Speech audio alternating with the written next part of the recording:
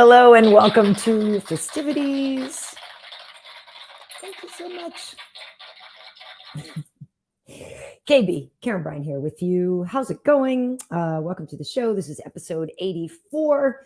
We will have Tim Elliott on with us tonight. And I didn't know there was some drama going on in Tim's life when I booked him. So that was a surprise when I started doing some stuff to look at before the show. So for those who don't know, he is going to be is getting divorced from Gina Mazany, who is also a fellow fighter. And that has just been in the news. And I will let Tim explain it. But I just want to say, for the record, I always got along with Gina. I have no problems with her. I don't want her or any of her friends to think that this is going to be a bashing session on my part. I will let Tim speak his truth, but this isn't, I'm not here to bash anybody. So with that said, this is an MMA show, and we do talk about relationships too. So it is actually kind of the perfect storm, which is why if you saw the ad for the show, there is a tornado. And if you look really closely at the billboard, there's maybe a little hidden message in the billboard. But if you do, we just get, yeah.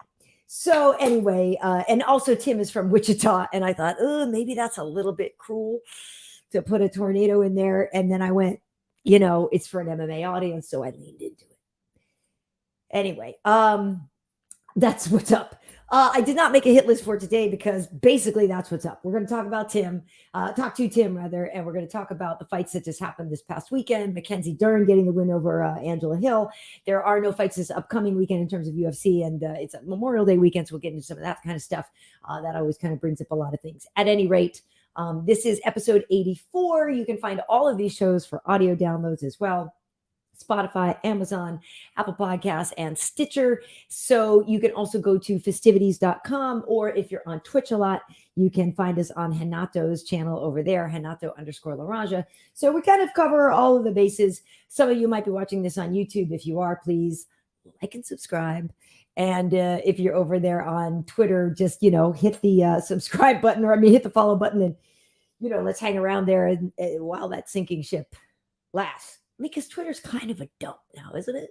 I mean, it's weird. It isn't. It's like it is and it isn't. I never really looked at. I always just looked at who I was following. And so yesterday, I actually even tweeted about it too, because I looked and somehow it had gotten toggled over to For You. So not for me. So much like garbage, just bad. I was like, this is not for me. So I went back to following. So anyway, I don't really know. I post stuff over on Twitter. I don't even know if it's worth it. I don't know if there's a point, but I still do it out of habit, I guess. So I don't know. Some of you guys, are you still on Twitter? Were you ever? I don't know. Well, hello, Marcos Martinez. Hello to you. Oh, you're not late. Shy 76ers. I'm sure I'm probably reading that. There's probably something really clever. Shy B7 Sixers. I don't know. There's probably something. Shalom. Shabbat shalom. Blood clot. I can't. My mom can do that. Oh, I almost got it. Oh, you guys, wait. On live TV, on live internet TV, I'm almost getting the snappy thing. My mom's going to be so proud. Or is that just my bracelet? Oh, I almost got it. It's the thing where you just let your finger, I guess, like slap it here, and I can't. I've never been able to do that. Wow, I guess, wow. How do you like that? You guys just saw that on live. That's like a milestone. That's like a personal milestone. So, yeah. The B stands for Bryant. You are a Bryant. Well, hello. Hi. How are you? Okay, wait. So, Joe Bellotti, do I think Rashad Evans is crazy to say that Aldana will beat Nunes at UFC 289? No, it's funny. I literally was just texting with Sugar moments ago. I found an old picture of us, and I texted it to him. Look at this. Well, I don't know if you can see. Look at us. I don't know if you can see how baby faced he is. Oh no, I messed up my lighting probably. And it's crazy because I was going through some pictures today because I was looking and I thought I had pictures with Tim from when he came by Tough Talk, but I couldn't find him. I couldn't find him right then. I'll find him later. I guess it might be not as relevant. But I was looking for pictures of us with Tim because I'm pretty sure that he was on Tough Talk. And so then I saw that one with Rashad, and I just worked with Rashad this weekend, and so I texted that to him, and we were just talking about some other stuff too, which was kind of funny. But no, I don't think he's crazy. To answer your question, I don't think he's crazy. That being said, I do think Amanda is the GOAT, the GOAT. I think she is phenomenal. I just think Aldana has a chance. Like that's the thing. She's got a chance. She's a live dog in the fight. She's a imposing woman. I don't want to call her a big girl because I feel like people use that in a negative term or as a negative term in a negative way. But she is a big girl. I'm 5'8". I consider myself a big girl, and I'm 5'8", and she's taller than I am. I remember seeing her in Mexico City, which we might be going back. Well, we were hopefully going to go back this year, but apparently I guess it's not going to happen. But it is definitely on the horizon, I think, for the next year. I don't know exactly when, but that is something that Dana does want to make happen because we have so many Mexican champs right now. It's awesome. So I would be so happy to go back to Mexico City. I love that trip there. So my point is when I saw Irene Aldana, she's a big, strong girl. I mean, I know Holly Holm beat her, but her boxing is very good. And I'm just saying she's a live dog in the fight. So I don't think he's crazy for saying that. That's what I'm saying. She's very good. But yes, D&D Tim Elliott did have a great fight with DJ. He came really close to winning. Like he got really close. What was it? Like an arm bar, right? Wasn't DJ kind of standing into? I feel like it was an arm bar, if I remember. Vlade Dottie. Hello, Karyn. You look scrumptious. Thank you very much. Thank you for that. A Mexican volcano is about to erupt. No doubt. Jesus. It's already, it already has, right? Like it's already here. They're crushing it right now. And obviously we know that Mexico has such a great, rich history in boxing. So I guess it's really no surprise that eventually there would also be a surge in MMA. They are, to generalize, but I think it's a positive stereotype. I hope I don't get canceled for saying, but they have a warrior spirit, right? They're known for the fighting spirit. Hey, Modelo even said so. So if Modelo's canceled, I'm canceled, right? I only mean it as a compliment. And I hope that's not patronizing. Yes, good evening, Jimmy Rivera. Good evening. So yes, Chachi, this is going to be fun. We will be talking to Tim. Like I said, he does have a fight coming up too. So that's the thing. He's fighting, like I said, there's no UFC fights this weekend for Memorial Day, but that's the other video I need to share. We will be back on June 3rd with Tim is fighting Victor Altimarano. Speaking of Mexican fighters, so he's fighting him on that fight card. That is the one that is headlined by Kai Kara France and Albazi. And so yeah, I'm working that night. It will be good. I like Kai Kara France a lot. He's really, really good. But yeah, that reminds me, there were some videos I wanted to share with you guys about some things. He meant an actual volcano eruption. Beetle Jesse, that's not good. If that's the case, then that's definitely not good. No, I don't want to screw anything up because I don't want to navigate away and mess anything up. I was getting some links to some videos I wanted to share with you, but I wanted to share, and I forgot because it's Memorial Day weekend coming up. I had done a long time ago an interview with the lone survivor and the whole story of, they made a movie out of it with Mark Wahlberg. Here, maybe I'll just look it up this way. And then that way I won't risk screwing anything up.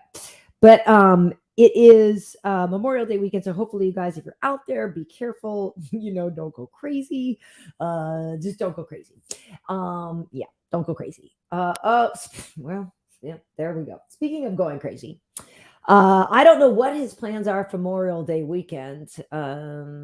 He might be trying to get out of town, or he might double down and score some lady fans. I don't know, looking for something to remember over the weekend. But here he is.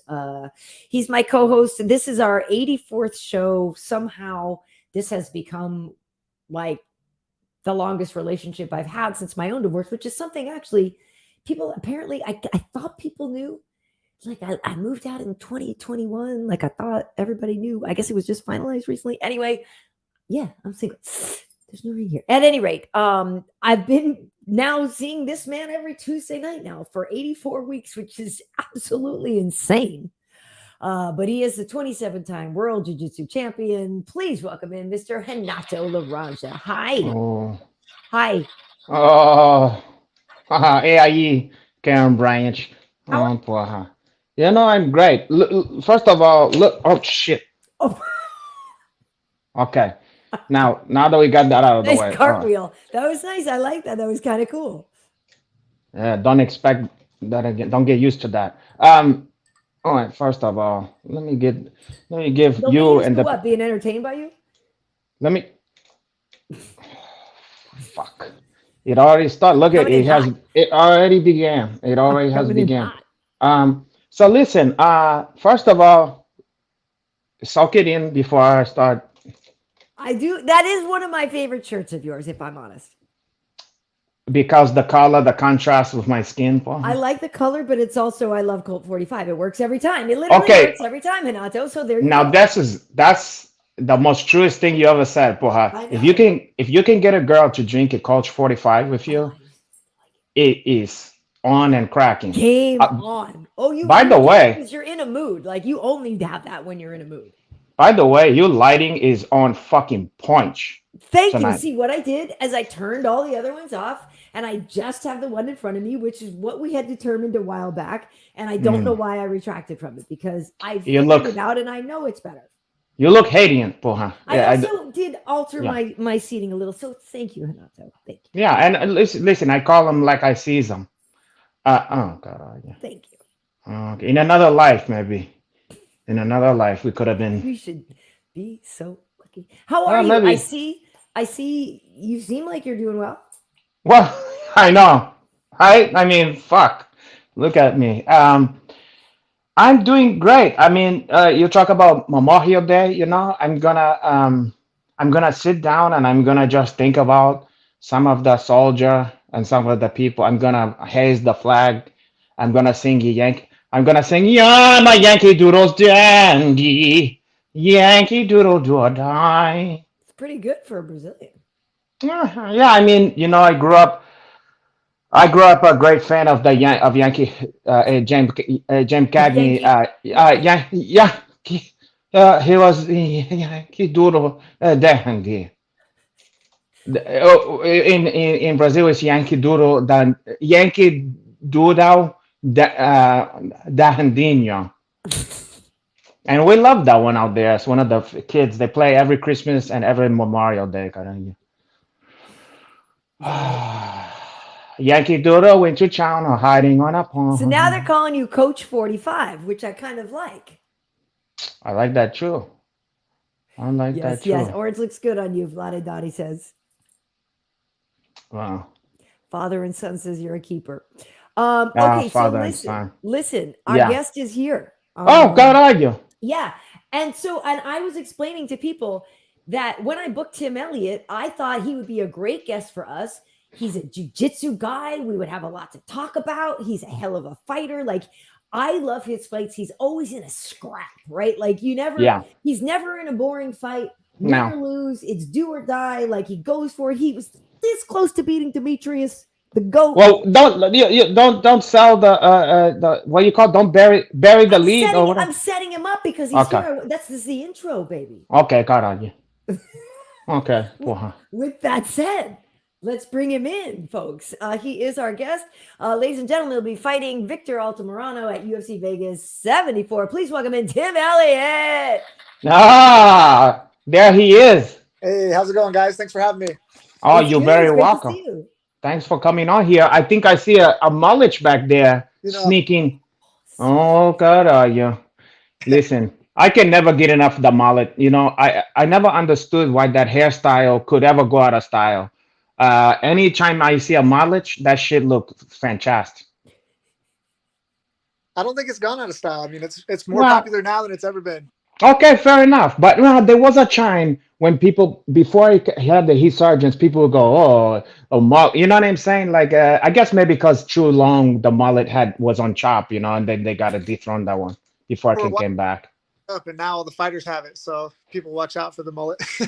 Hey, People are listen, bringing it back. I think so. I'm not have mad at it. have you saw that fucking they have that show about David Kohash, the Waco. Mhm. Oh yeah, Okay, so the young guy who plays him in the Waco Taylor Kitsch. aftermath. No, okay, he looked good too, but they have I a guy just who play a young version of that one, okay. and they're trying to make him look like a scumbag, like a hick, and the guy ends up looking like a fucking model because he looked like he's in style, porra, and he yeah. got the same fucking glasses everybody got now. I mean, it's What unbelievable. that guy? Huh? All that? What a great head of hair on that guy. What a great man, David Cohen. No, I'm kidding. I'm kidding. Stop it. I'm kidding. Stop Boy, it. I'll tell you what, I'm not unlike David Kohash in one sense. If you ever seen pictures of this guy, he had a thing where he was allowed to fuck all the wifey There we go. of the guys who was at the compound, and they wasn't allowed to do that. When you see all his kids together, it looked like little David Kohashes, but with all different skin tone. Like he got Asian ones, black ones, all that kind of stuff. I mean, caralho. He's a chosen one. He is. He is. And Terrible. which the victor God the spoil. Oh man, that's right. Yeah. No to the victor goes to death. They all kind of Well, why you gotta focus on the negative, Karen Bryant? I mean, at any Oh, rate, so okay. Tim, it is great to see you. You, I know, have a fight coming up, and I was explaining to Renato that, and our fans that when I booked you as a guest, I just was like, oh man, there's gonna be so much fight stuff to talk to Tim about. It's gonna be great, like all this stuff. And then there was this personal life bombshell too, and so I was Wait, like, wow, there's a there lot is? going on with you. There's a lot going on with you.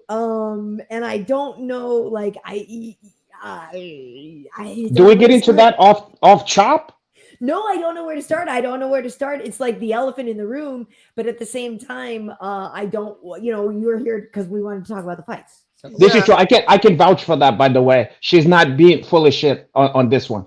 She talked about it before we even, and then it was like after you already said yes and stuff. We was like, you look up stuff and it's like, oh god, right. what a mitzvah, po. No, I'm kidding, I'm kidding. It's I mean, it is what it is. It's been over a year since I fought, so I've been kind of out of the spotlight as far as fighting goes. Then I got this fight scheduled, and I think part of it with my personal life was I didn't want to release that. I didn't want to have a bunch of sympathy. I didn't want 9 million people to cross my Twitter and find that out. It's kind of embarrassing, Yeah. but it was stunting me from being able to do anything. I was, my wife cheated on me with my friend, and Ugh.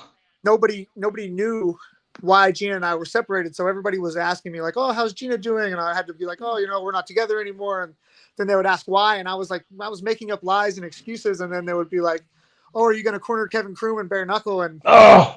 "Oh, we're not friends anymore." So I was having to explain. And I was vouching and covering for these people, and like it was not only was it stifling my training and my sleep and my ability to eat, but Ugh. it was also stifling my ability to be a good father. Like I was having a hard time being around me and my daughter moved to Las Vegas when she was 1 year old, just her and I, to try to make it in the UFC. And like, we had nothing at that time. We had lawn furniture in our living room and our TV Oh, was set shit. footstool. Like we came a long way from there. And, I've never not Hmm. felt like a good father. I felt like not a great fighter at times and not a great person at times, but my whole time of being a father, I've always felt like a really good father. And like this thing Same. it was stifling me as a person. And I didn't know if talking about it was going to help or releasing it was going to help. But like they were living in Kansas City, dating each other and telling other people that her and I weren't together because of things that I did, which just wasn't true. Oh. I wasn't even able to go in my city or stay in my city. I had to leave Texas because I didn't want to do something, stupid and get in trouble and yeah. ruin my career or hurt not being able to be around my kids. So, Mhm. It actually did help though. When I released it, I had hundreds of people tell me like, "Hey man, this exact same thing happened to me. This is how I got through it. This is what I did. This is where I went." And like, I really read hundreds of other people's stories, and like it helped me get through it. And Cool. like, I didn't do any of this to try to hurt Gina or to try to hurt Kevin. Really, it was just to try to help myself. And, you know, residually, I'm sure like she's very unhappy that this all came out, but, you know, it is what it is, and I can't take it back now. Yeah. Well, that's the side effects. And you know, just like there's consequence, you know, there's always consequence to this shit. You know what I mean? I'm sure no matter how fucked up it was what they did, the main thing for them wasn't, oh, we're trying to fuck up Jim. They just doing what's best, what they feel like doing, you know? And Right. it's like, okay, okay, well, now you're gonna do what the fuck is best for you. Yep. And I do believe that afterwards that I mean, I feel better. When I first got to Texas after all this stuff, I'm up here training with Chris Brennan. I was walking around at like 128 pounds, 130 pounds, and like my knees were unhealthy because I was so little, and I just wasn't able to really. Like yesterday, I was 152 pounds. Like I'm finally a regular weight and Yeah. normal, but it took months to Yeah. get like that. Well, that depression and that anxiety or whatever, man, that check your fucking appetite It like can. nothing. Yeah. Yeah. Look at, I mean, I know, and I was explaining, and I don't know, people don't know, but I got divorced too. And so I was married for just shy of 20 years. Oh, wow. So I put in a heck of an effort. You know, so, but I moved out in 2021, in March of 2021. So I've been single for a couple of years. It's only was finalized late last year. But yeah, you know, at first, no matter what side of it you're on, it takes a huge toll on you. Yeah, like I lost weight. I'm like, I wouldn't mind losing some of that weight back again. Like Oh, God, I wouldn't mind getting a little bit, you know, but I moved. I was No. like really stressed out, and like I still though don't sleep really very well, not because of Right. being divorced. It's just like I'm constantly thinking like there's just a lot going on in my brain. And so yeah, for you to be able to take a step that alleviated one part of whatever it was that is bringing you down, good for you, you know? Yeah, it wasn't easy, but again, I'm on the right path now, moving forward, and it feels good. It feels good to have a fight coming up, and you know, it sucks that I say it sucks having some of the focus taken off the fight, but at the same time, Yeah. also I'm more relevant now than I ever have been because of that. Listen, I'll tell you what, when I posted that thing, friends of mine was sending me like, oh, I just saw you're gonna have on. Are you gonna? And they were a good friend of mine was like, don't talk about the elephant in the home. I was like, listen, I saw that shit on the fucking New York Post. We're talking about it. The cat is off on onto the bag, you know. I mean, on this one. if there's one thing I could ask though, and it's maybe to help, you know, because honestly, not for nothing, like a lot of people do worry about this kind of thing happening. Like, was there one thing that clued you in, or was it something that you were suspicious of and finally got proof? Like, because, you know, I mean, look, people watch that show Cheaters for a reason. People want to figure out how to figure it out, right? That's the best. Cheaters. Oh God. Cheaters is great. That shit is crazy. Anyway. Yeah. I had a feeling. The thing is I knew who Kevin Kroom was. He bragged about doing similar shit, and for real. Gina and him were close. They were friends. They trained a lot, and I knew the type of guy that he was. I just assumed that my wife was, you know, going to be faithful. Even at one point, went to her mom and was like, "Hey, man, they're really close. They're kind of hanging out a lot." And then, you know, her mom told me I was crazy, and you know, my old coach and one of my best friends, James Krause, I talked to him about it. It's like, oh, you know, Kevin, he's like, he has a thing for her, but you know, Gina surely wouldn't reciprocate. But we got married, she kind of shut down and just wasn't real. I knew something was going on, and you know, even before the wedding, she accused me when I went on my bachelor party. She accused me of cheating, but I went fishing with 4 friends that are married and love it. And I kind of had a feeling right away when I got back, like she accused me of cheating on her when I was in Spain with no proof. I was like, okay, something.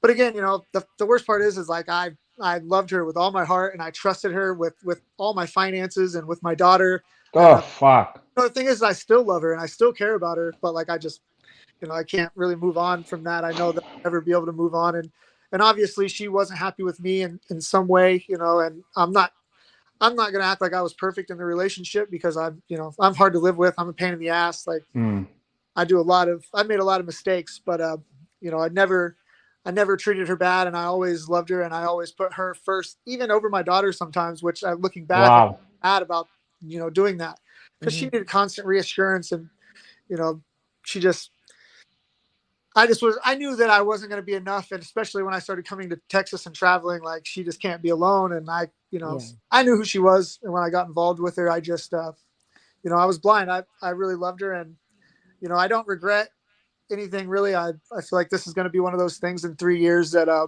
really helped me figure out who I am and what I'm doing. So, it's just going to take a little time. Yeah. Well, I was going to say the part too about, what I read is that you gave certain amounts of, money away and assets and things like that. Let me just say, I understand the desire for peace and the desire to maybe concede some things that people might question, where you're just like, I just want some peace. Yeah. I mean, the funny thing is we had a house in Las Vegas together. It was an Airbnb. I put it in her name. That was something that she handled. She ran the Airbnb, but I paid for the house. She didn't make any money really in the UFC, and I didn't need her to make any money. I literally paid for everything. So whenever we separated, I thought that we had actually gotten married, but it turns out she didn't fill out the marriage paperwork. We just had a wedding. So we weren't ever legally married even. And she got the Vegas house, and she was going to keep all of that. But luckily my friend had his name on the Airbnb. So he had 1%, and he wouldn't allow the sell of it without her splitting it with me. So, wow. My house in Kansas City didn't have any ties to her. So luckily I got to keep that. But originally I gave her half my savings because she agreed that she was going to give me half of the Las Vegas house. And then after I gave her half the savings, she wasn't going to give me half the Las Vegas house. I lucked into it because my friend had his name. Wow. So I got lucky with that. That sucks. Well, I'm the only sorry thing that happened. Yeah, again, I don't want anything bad to happen to her, and I want her to be okay. But I'm just happy that it's over, and I didn't find out 10 years down the road. Right. Because it was, yeah, for sure. And like, that's what I was saying at the beginning of the show. Even like, I always got along with her. I don't want this to seem like we're trying to crap on her. It was just you telling your story, so. Thing is she could come out and tell her story. And she even told me that she would come out. But the thing is like, she admitted and said that it all started on our wedding night, which I find that hard to believe. Like, who decides to start cheating for the first time on the wedding night? And if you did, that's almost even worse. But she swears up and down that it started on the wedding night and not before. It's better if you did before. It's better. Exactly. That's what I thought. Years ago, Tim Elliott. Years ago, I was on a TV show. Okay, that was kind of like a black or urban version of Sex and the City. Okay, and they brought me in to be the like hitch scumbag that cheat on his wife on their fucking wedding day or whatever. So she finds me fucking the chick. Or no, this was at the engagement party. Okay, this ain't even the wedding, and it's like I was supposed to be the worst piece of shit on earth. You know what I'm saying? Like, it was supposed to be comical that someone would even do such a thing. You know what I mean? So that's a heavy duty. I mean, that's heavy duty. It is. With Kevin is for his last 2 fights, I was his lead corner. I mean, he paid for my plane tickets, but I paid for all my own food. Like, I didn't take anything from him. Like, I filmed his rounds before. I helped him game plan. I held pads for him. Like, I literally was doing all these things. And I kind of even after the second fight, I even asked you, and I was like, are you wanting me to like come just to corner your friend or like a marriage? And she assured me that had nothing to do with him, that she was trying to make it work. And then I went out there and cornered him. And as soon as we got back, she completely shut down. So it was like, she definitely just used me to help her boyfriend out at the time. Pretty sad. But again, finally feeling like I'm back to myself, and like, I don't know if I've ever been more prepared. My body's obviously older. I'm 36 now, but I've never been more. And these guys, Chris Brennan and these guys, man, I'm staying in this beautiful house right now. They do everything right. They get up 6 o'clock in the morning. They do cardio. They do 20 minutes in the sauna. They do a 3-minute ice bath.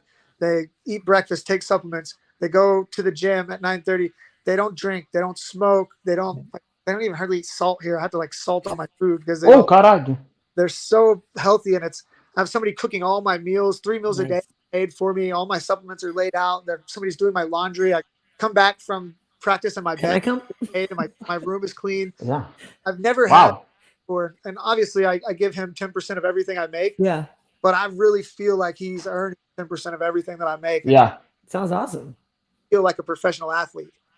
Yeah. And that goes a long way to making you, you feel like it, you act like it or whatever. But before we go on, I want to say something. Well, first of all, I can relate to that lifestyle, except for I don't do none of the other shit except for the sauna, that part. But everything else is different for me. But one thing that's important, because I never had the same situation as you, but I've been fucked over by friends, loved ones, family, whatever.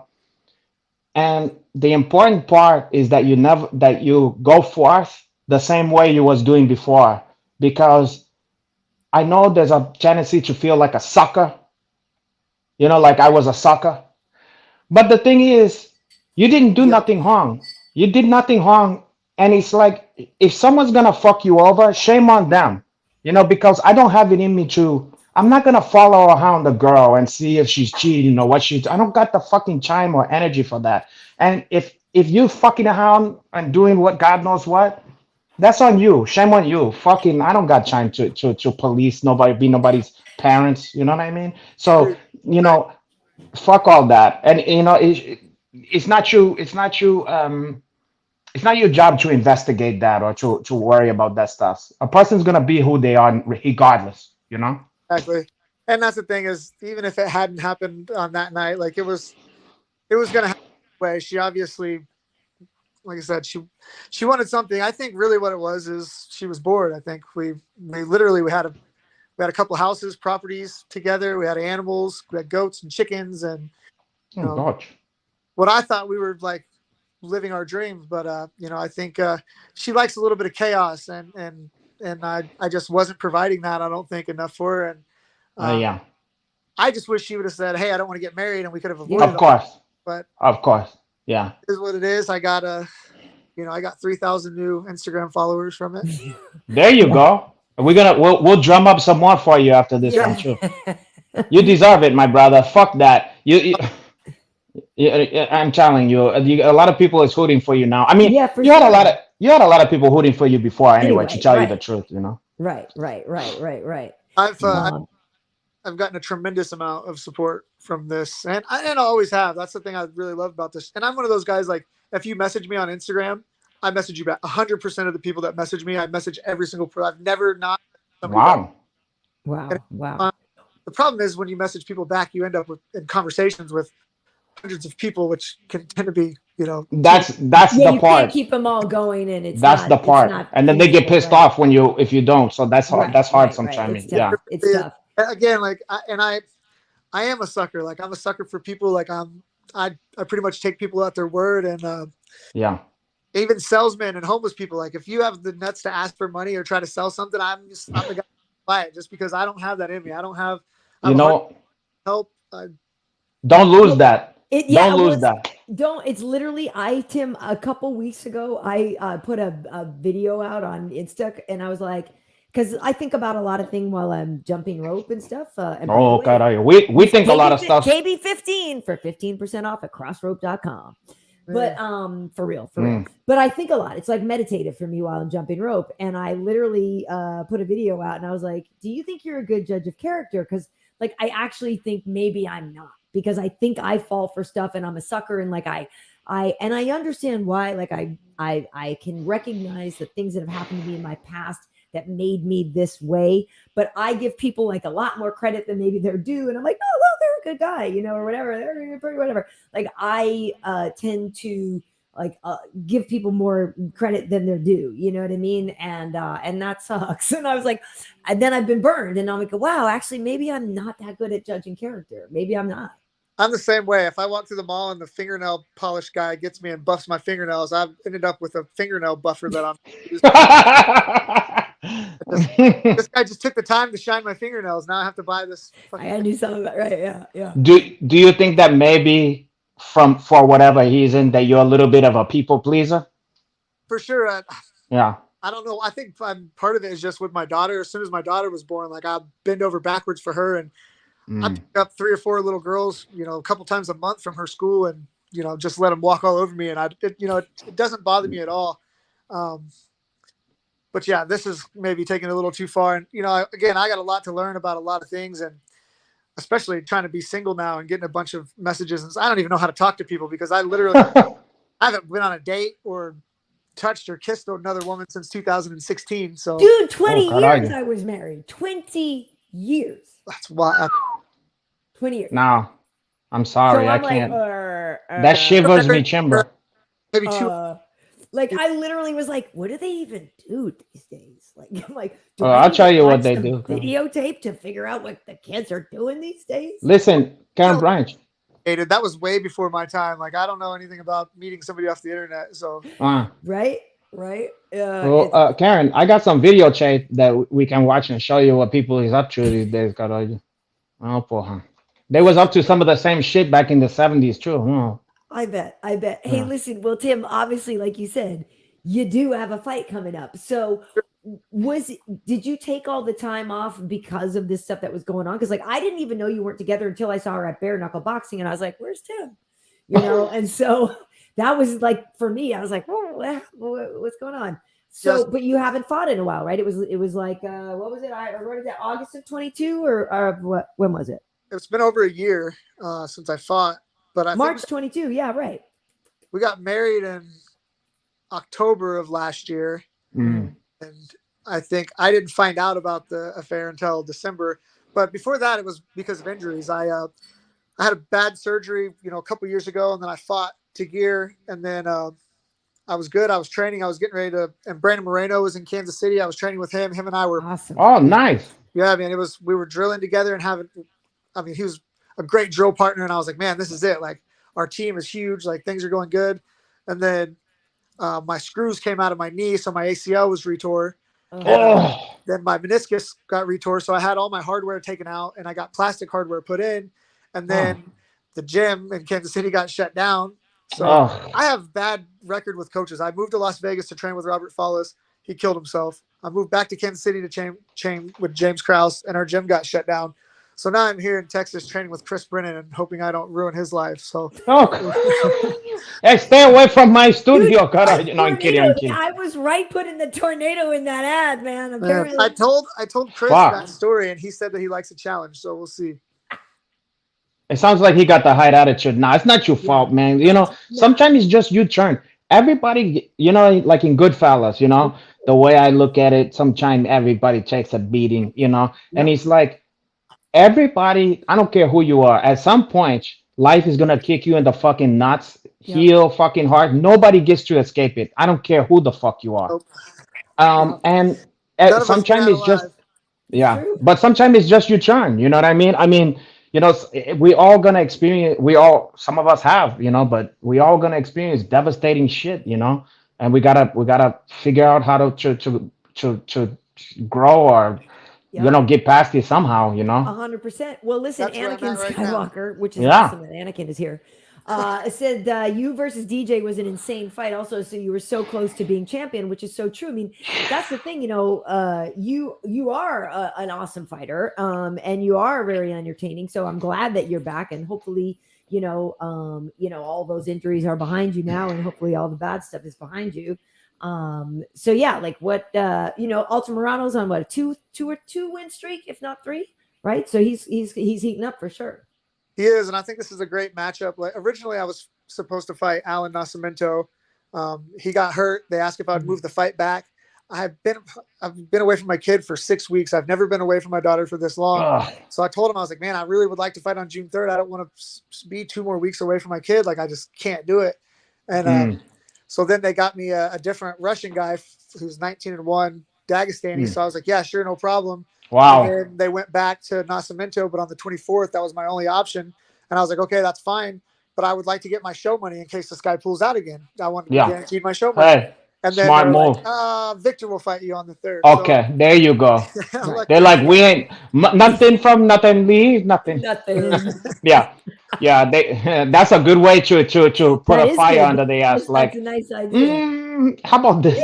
Well, Yeah. I'm lucky enough to. I've been in the game for long enough, and I know like it kind of irritates me sometimes when I feel like they cater to the younger guys and force me to do things, and then I'm like, of course, I'm the fucking sucker who always says yes to everything. So why would they make somebody else say yes when they know all they have to do is be like, Of come on, course. Tim, and I'm like, all right, fuck, let's go, I guess. Yeah.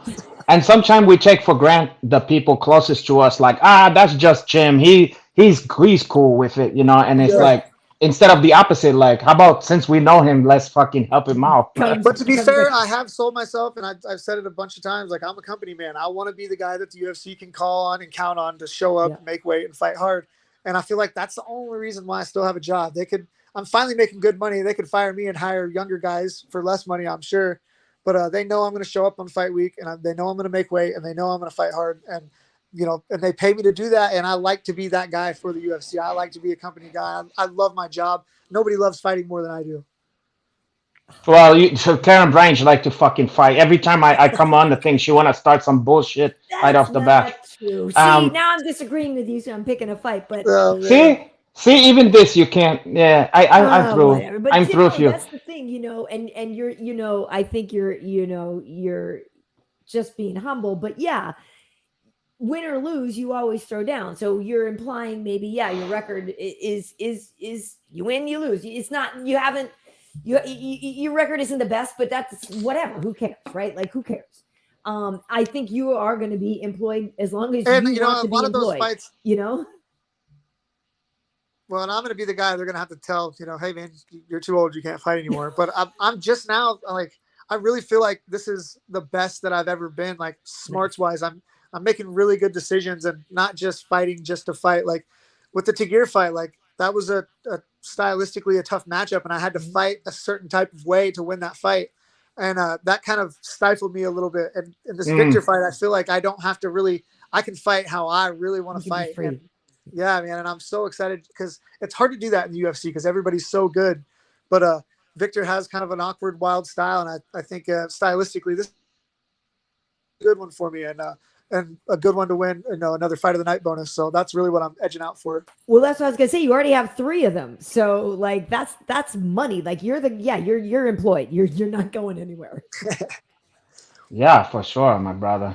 But, also this weekend with Mackenzie Dern, the new character was unlocked. You know how we have C-level Kane and all that stuff. So divorced Dern is a thing, right? So she was, and I even said this to the guys I was working with. I was like, with all this BS going on in her life, I'm like, she's gonna come in there like a woman possessed, because they were like, she could be too distracted, she might not be focused. I was like, or she's gonna open up a can of whoop ass, you know what I mean? And so you have that divorced Dern and traumatized well, right? Tim. Like traumatized Jim.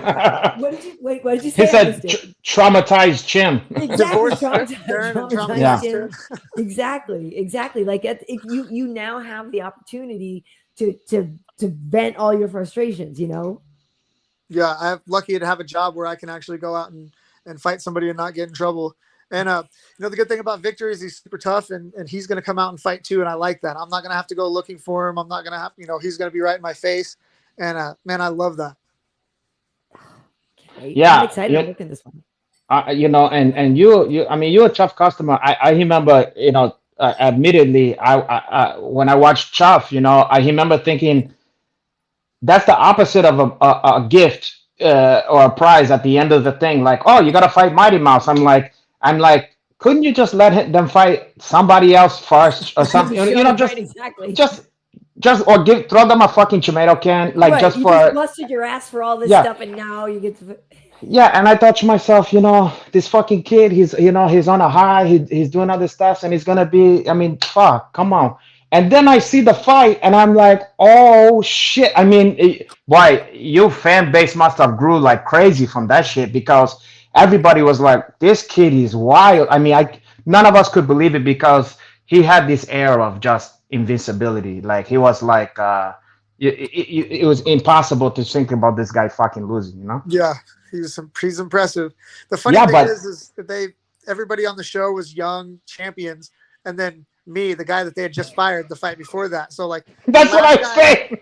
The last guy in the world the UFC wants to win this fucking tournament is the old washed up guy who they just fucking shit canned. So put a little kink in everything. But again, like Yeah. that tournament and that fight kept my career alive, and Yeah. put food Yeah. on the table for my daughter for years. So, although I was a miserable prick in the house, I had my own house and my own car and lived, by myself, to living with a bunch of guys who obviously lived with their parents that were pissing on Yeah. picking up Uh-oh. after themselves. So like but one of the best experiences of my whole life.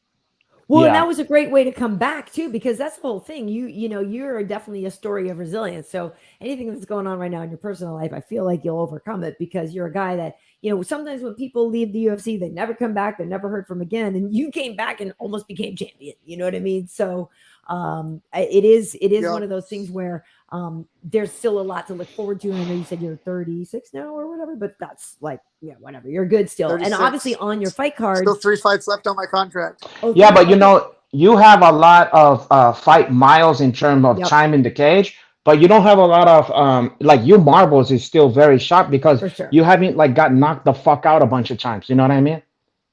So No, I see you these got a guys lot where left. they get hit. I see these guys certain hits take a little piece of Shit. you away, and like seeing some of these guys like Michael Johnson, for instance, getting knocked out. Like Wow. those knockouts, I feel like they take a little piece of you away. And Yeah. I've just been lucky. I've never had a fight where I had a piece of me taken away yet. Anyway, so Yeah. I feel good about that. You're right. Upstairs, I'm good. It's my Yeah. fucking joints that aren't no good. Well, Well- but you can still deal with that. That's like you can recover from that shit, but once your fucking brain get to a certain point, there's no recovery for that shit. It's over. It's No. over. You know? Which, I've by been the really way, I lucky was in that sense.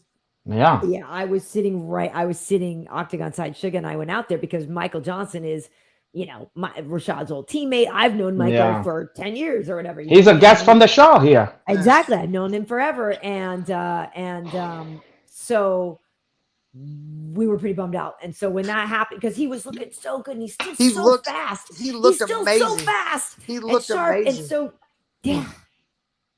It happens, to him sometime. Like he's been kicking somebody's ass. Like you remember the debut of fucking Gaethje?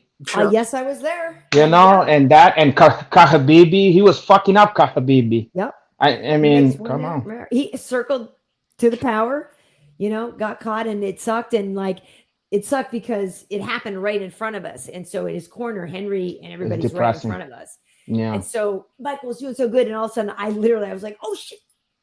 Yeah, I mean? And I was pulling for him hard too. I'm a big Michael Johnson fan. Yeah, me too. And he was looking amazing in that fight. So good. That's this game though. One little thing can change everything. Yeah, but in a way, that's why it weighs so much. Like when you have success, it wouldn't be the same if it was easy or if everybody could do it. And it's so fucking hard and so impossible that when you do it, it's like I fucking did something, you know? Even when you lose, it still feels that way. Like I'm one of those guys where, of course, I've lost a lot of times, maybe more than most people in the UFC, Whatever. but losing doesn't take anything away from me either, as long as I get a chance to go out and really perform. That's all I really care about. And that's the main goal is not always winning. Of course I want to win to get paid, but sometimes just being exciting and having a good fight will get you paid and keep you in the company. So again, I've just been really blessed in that sense. Plus I'm fighting flyweights, so I'm not, there's not a whole lot of knockout. There's not a lot of John Linekers, in the flyweight. True. Right. God, are you? Yeah. Fuck. Thank God. Right. thank Well, God. that's what I was going to ask you. What do you think? Because on your fight card, obviously the main event is in your division there, and I'm curious what you think of that. Great fight. I mean, really looking. Anytime the flyweights get a chance to be in the main event is. What's the main event good for on this me. one? And, just get It's Kai Kara Kai France Versus. and Amir Albazi. Yep. Okay. Yeah, Carter France is fun And so to I want watch. to say it's like 3 versus 5 or like I'm actually working it. I should start doing my research. But Oh, God. Yeah, you should.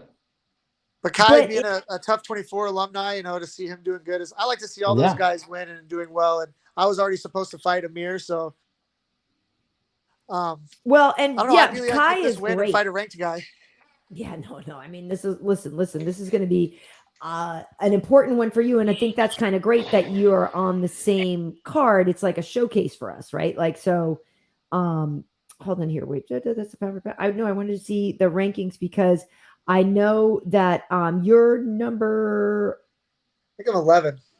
is that right? Yeah, hold on a second here. Wait, there's okay, yeah. Kai Kara France is number 3. Amir Albazi is number 7, and yeah, right now they have you at number 11. So David Dvorak is just Which is just crazy because I fought in a year. Like, what are these guys doing? well, Mokayev is on the rise. He's good. That dude's good. Yeah, he calls me out every he messaged me telling me he wants to fight me. Hey, Yeah, look, that's a good sign, you know?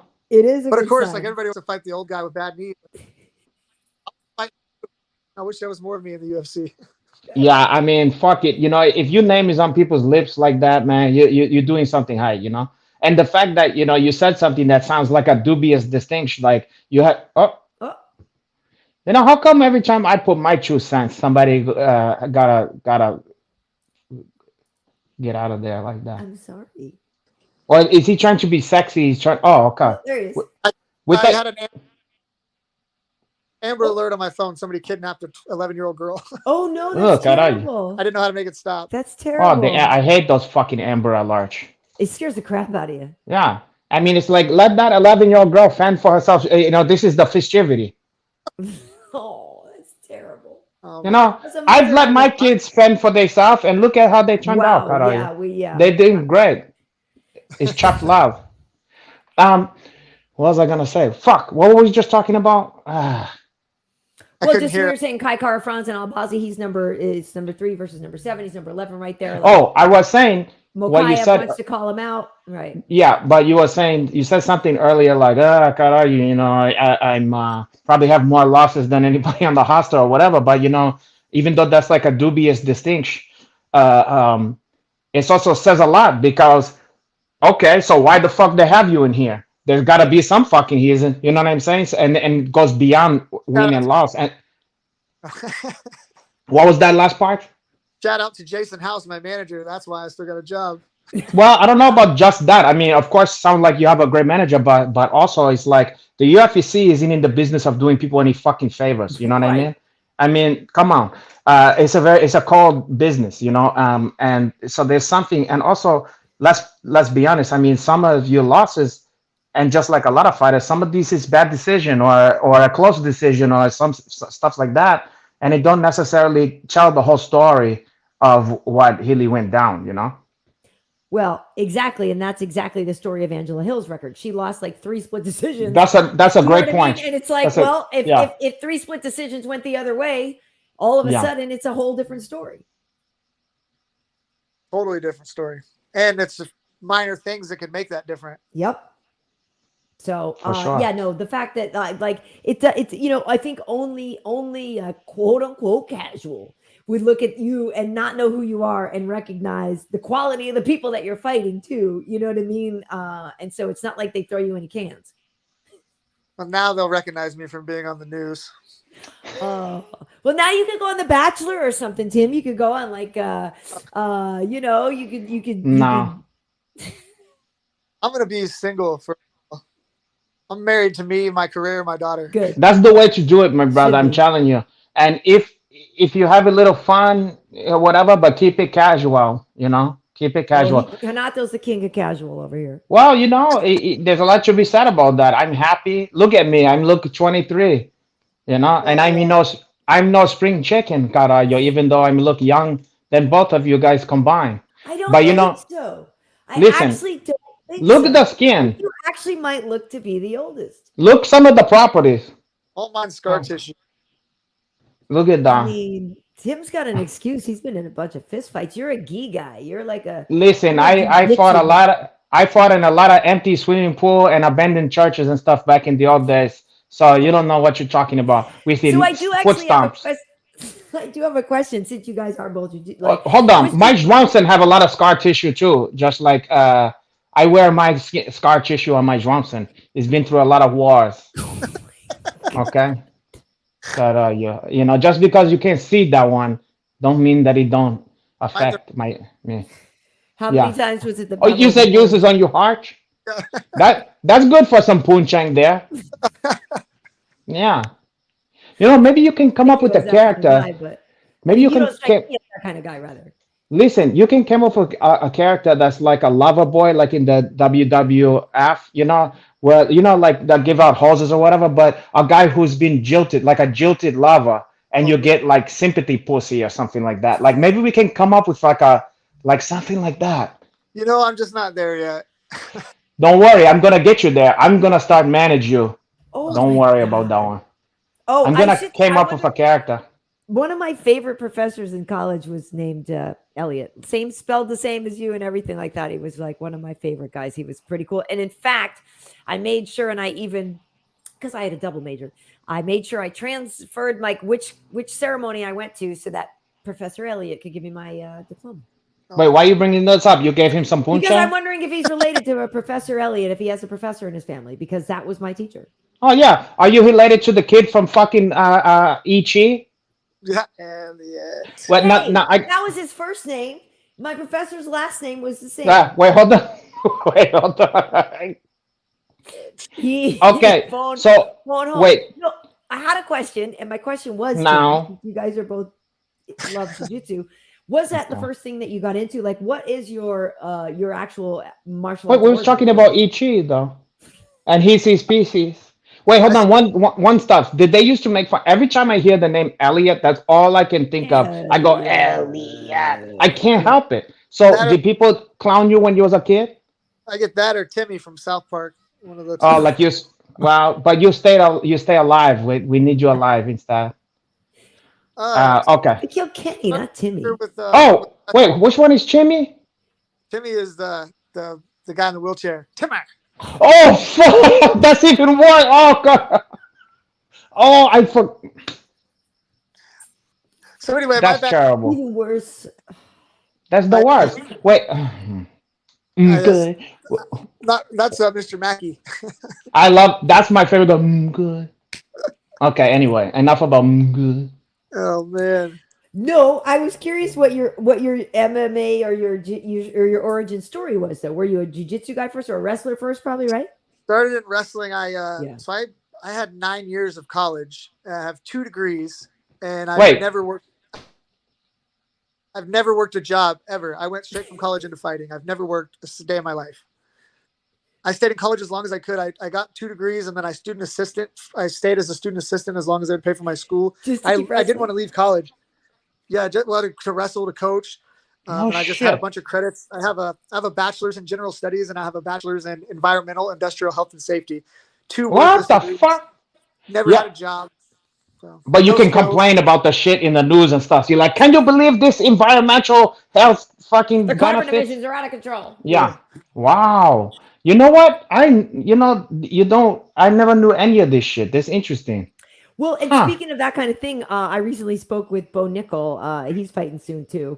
And yeah, we were just talking about like the grind and the way the wrestling room just teaches you so much. I mean, like I know it's at this point kind of cliche or whatever, but that is a different mindset, that you spent a whole lot of time in. It's true, and the thing about like fighting is great, but it's not. Wrestling is harder. Like it's like fighting, except for you have to be squatted down the whole time. Like there's no resting, and it's I've been beat up and I've been hurt way worse wrestling than I ever have fighting. Like I can kind of rest fighting. There's no resting in wrestling, and Bo Nickel and I are not the same kind of wrestler. There's a huge difference there. So let's just get that out. You're better than him. No. He's a real wrestler. I just was wrestled. You hustle for DeVry, porra. Or University of Phoenix. My wrestling is just for punching. Yeah. I got my online degrees. Yeah. That's why you did 9 years, just one class, online class. a week. Wait, what the fuck I was gonna say? Holding me back. Yeah, what happened to the grind? So you was talking about grinding with Bo Nickel, porra? You want to grind with he's a ginger. You want to grind that ginger all over your body. On my he's fighting. I was just saying though that the mental toughness, the durability that they teach you is something very different. So that's all I was saying. He looked like the best friend from yeah, go ahead. If I could tell anybody who was younger to get into MMA, like people message me all the time, like, oh, what should I do? Like, what gym should I go to? And I always say, wrestle. It's free. Like you're not going to get a Yep. better martial art to start with. Yeah, but where You the don't have to fuck? pay for it. You can just go wrestle for your school, and that's a good way to start. Oh yeah, hassle for your school. Yeah, yeah. Okay, Exactly. but Then it's free. It's free what if training. the person is beyond school age and they're like, hey, listen, I want to get into that. Like, there's no like, it's interesting. There's all kind of jujitsu gym and stuff like that, boxing. There's no like hustling fucking gym for adult, you know? Yeah, not really. There's a Yeah. few, not for adults though. Really, it's still Yeah. for kids. But But you're right. Once you get out, you It like might be creepy if you go into a school as an adult trying to wrestle with the kids. right. Yeah. but Box catcher, all of a sudden, or whatever. I could imagine. Oh, that movie is depressing. I could imagine like that it would be hard to sell casual. Like, there's a way to teach jujitsu to some casual person who's a weekend warrior. Same with kahach. Same with boxing. Right. You can't really. They're not gonna be one class, and they're gonna be like, "Fuck hustling," you know? Fuck wrestling. Yeah. Well, it's funny you just said that This shit because is weird. And also, I can't take it. I mean, it's the most. It's the I- most exhausting sport on earth. I literally just said to Rashad when we were working together this past weekend, I said to him, I'm like, Sugar, I want you to put me through a wrestling workout. No, you don't. Yes, I do. Because listen, I did it once, like literally a few years back. DC put us all through one. Like they had a media, like all of us reporters and stuff did a workout at the Tough Gym. And Yeah. it was Mike Pyle was teaching us boxing. It was Eric Koch and Benavidez were doing jujitsu with us. Was not Eric Koch? No, that's the financier guy, whatever. Koch, but wasn't there a Koch? Well, you think of the Koch brothers, but there's also a Koch in. Yeah. In, So in, he and Joe would be. he had a book too. I think the Right, guy. Koch, we're doing jujitsu, and DC was doing wrestling, and so we had us all up in the cage and like doing the duck walk, sprawling, all this stuff, and literally it was only 20 minutes, and I was like, that is the effing worst 20 minutes of my life. Let me tell But you, I asked Rashad to take me through a workout because I want to feel it again. Like that know shit how is hard- horrifying. It's And horrifying. it's one of those ones where you almost think you're gonna. I mean, not to be gross, but you think you're gonna shit yourself. Like your asshole start quivering. Yeah. No, I'm not kidding. I mean, here's another thing that, as bad as that sucks. Okay, first of all, take that up into an hour. Okay, like to really imagine what these people do every day. People like me in the old days, is you're doing that for over an hour at least once a day, okay? But that's just one of that fucking thing you're doing. Then you're doing your boxing. Then you're doing your jujitsu. Then you're sparring, and then maybe you're doing your weight training and your cardio and all that kind of shit. And take that and put that every fucking day. It's a pure misery. And people don't realize that, like, you don't just gotta do that once. You gotta do it every day and not wanna quit. How do you stay motivated? I mean, here it's easy because I'm stuck in this house surrounded by people who take it very serious. So I have like fear of missing out. Like they get up and do something. Like I'm not gonna be the only asshole that's not there. Like and have them because I just think like, oh God, if I'm not there, they're talking about me not being there, and I'm not that guy. So like I'm up early. I'm waiting on them to get going. Like they don't ever have to wonder where I'm at. That group thing is so important because your ego kick in and you go, I can't let these fucking people. I can't be the weak link here. I can't. Competing with myself is not easy, but competing with these guys is like that's the motivation. Like I don't want anybody to get something I'm not. Like I'm too old to miss out on anything else. And then you're the fucking old guy. Of course he can't. Yeah, and then you make excuses. Well, hey, pretty good for old guy. Nah, fuck that. Yeah, well, once I came late because Chris is like big on not being late to class. Once I showed up late to class and he bitches at everybody else, and like then he didn't give me a hard time when I came and I told him he's like you're good. He's like you're, and I was like no. I was like I don't want no special treatment. Like you fucking. You do all these young guys. I'm not the guy. Like I don't want these young guys thinking like I get special treatment just because what it is I'm one of the few guys that's actually paying Chris. Oh shit! Yeah. He's like, I don't want to fuck my money up. You good, my brother? You good? But it's true. But it's true though, because Go ahead. Sorry. No, I was just gonna say, as fighters age, you eventually first you used to be first in the gym, last to leave, and then you're last in the gym, first to leave. You know what I mean? But the great ones is not, you know what I mean? If you That's check what I'm saying. You're not that guy. Yeah. Yeah. And that's the thing is I'm a soldier. I'm a soldier in this game. I'm not a general. I don't want to make my own. If I got to make my own decisions, I'm gonna fuck up. But I can. If somebody's telling me what to do, like I could do anything. If somebody smart is telling me what to do, I can do fucking anything. And I crave having somebody tell me what to do. And that's what I loved about James Krause as a coach. He had no problem like telling me, if he told me to go run in traffic, like it's gonna help you with fighting, like I'd be putting my shoes on, like here we go. Yeah. Goldfinger, all of a sudden. If you've ever seen that movie. I've seen that one. But Krause, I don't know. People have, obviously his name is in the fucking news for a lot of different stuffs. And true, I have to say, brought up about this of course, it's his fault. Well, how the fuck is it his fault? You know what I mean? But I have to say, I never had a negative interaction with that guy. Every fucking thing ever with that guy has been nothing but positive. He's always done hype by me, so I got nothing bad to say about this guy. He's literally helped me in this life more, almost other than my father. He's been the most influential, significant man in my life. One of my best friends, my mentor, and he had. I don't even know exactly what's going on with him. We don't. But I talk to him. He calls me every day, asking how I'm doing, checking in, telling me you love me. Shit. He's got a good heart. She's got a good heart. Yeah. He's I always liked him. I think and he's funny too. We're in the same class in the same private school, so like. No shit. Best friends as well. Yeah. Oh, that goes a long way, too. Yeah.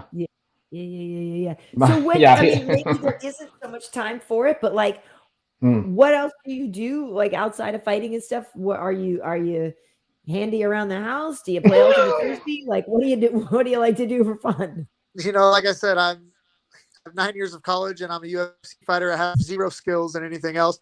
I parent, man. I play Barbies. We play dress up. I get my makeup done. I let her cut my hair, paint my nails. Like, and that's a problem with being here. It's nice because I'm really diving into just focusing on me in this fight, but it's hard because like Sterling's never really lived with her mom for any real amount of time. So like and when I took her places in the past where I was going to go somewhere, I usually take her to my dad or my grandma's. So it was a little different for her staying with her mom. Like the first 2 weeks she called me and she was like, Dad, what am I doing here? Like, none of my stuff's here. Like, what am I doing? And like now she realizes like, this is just part of it. And like her mom's great and works from home now. So it's really easy. And her mom lives in Kansas City. So like everything really, as shitty as things kind of happen, things really worked out well for me in the sense that like my daughter's well taken care of and I have family and friends there. So.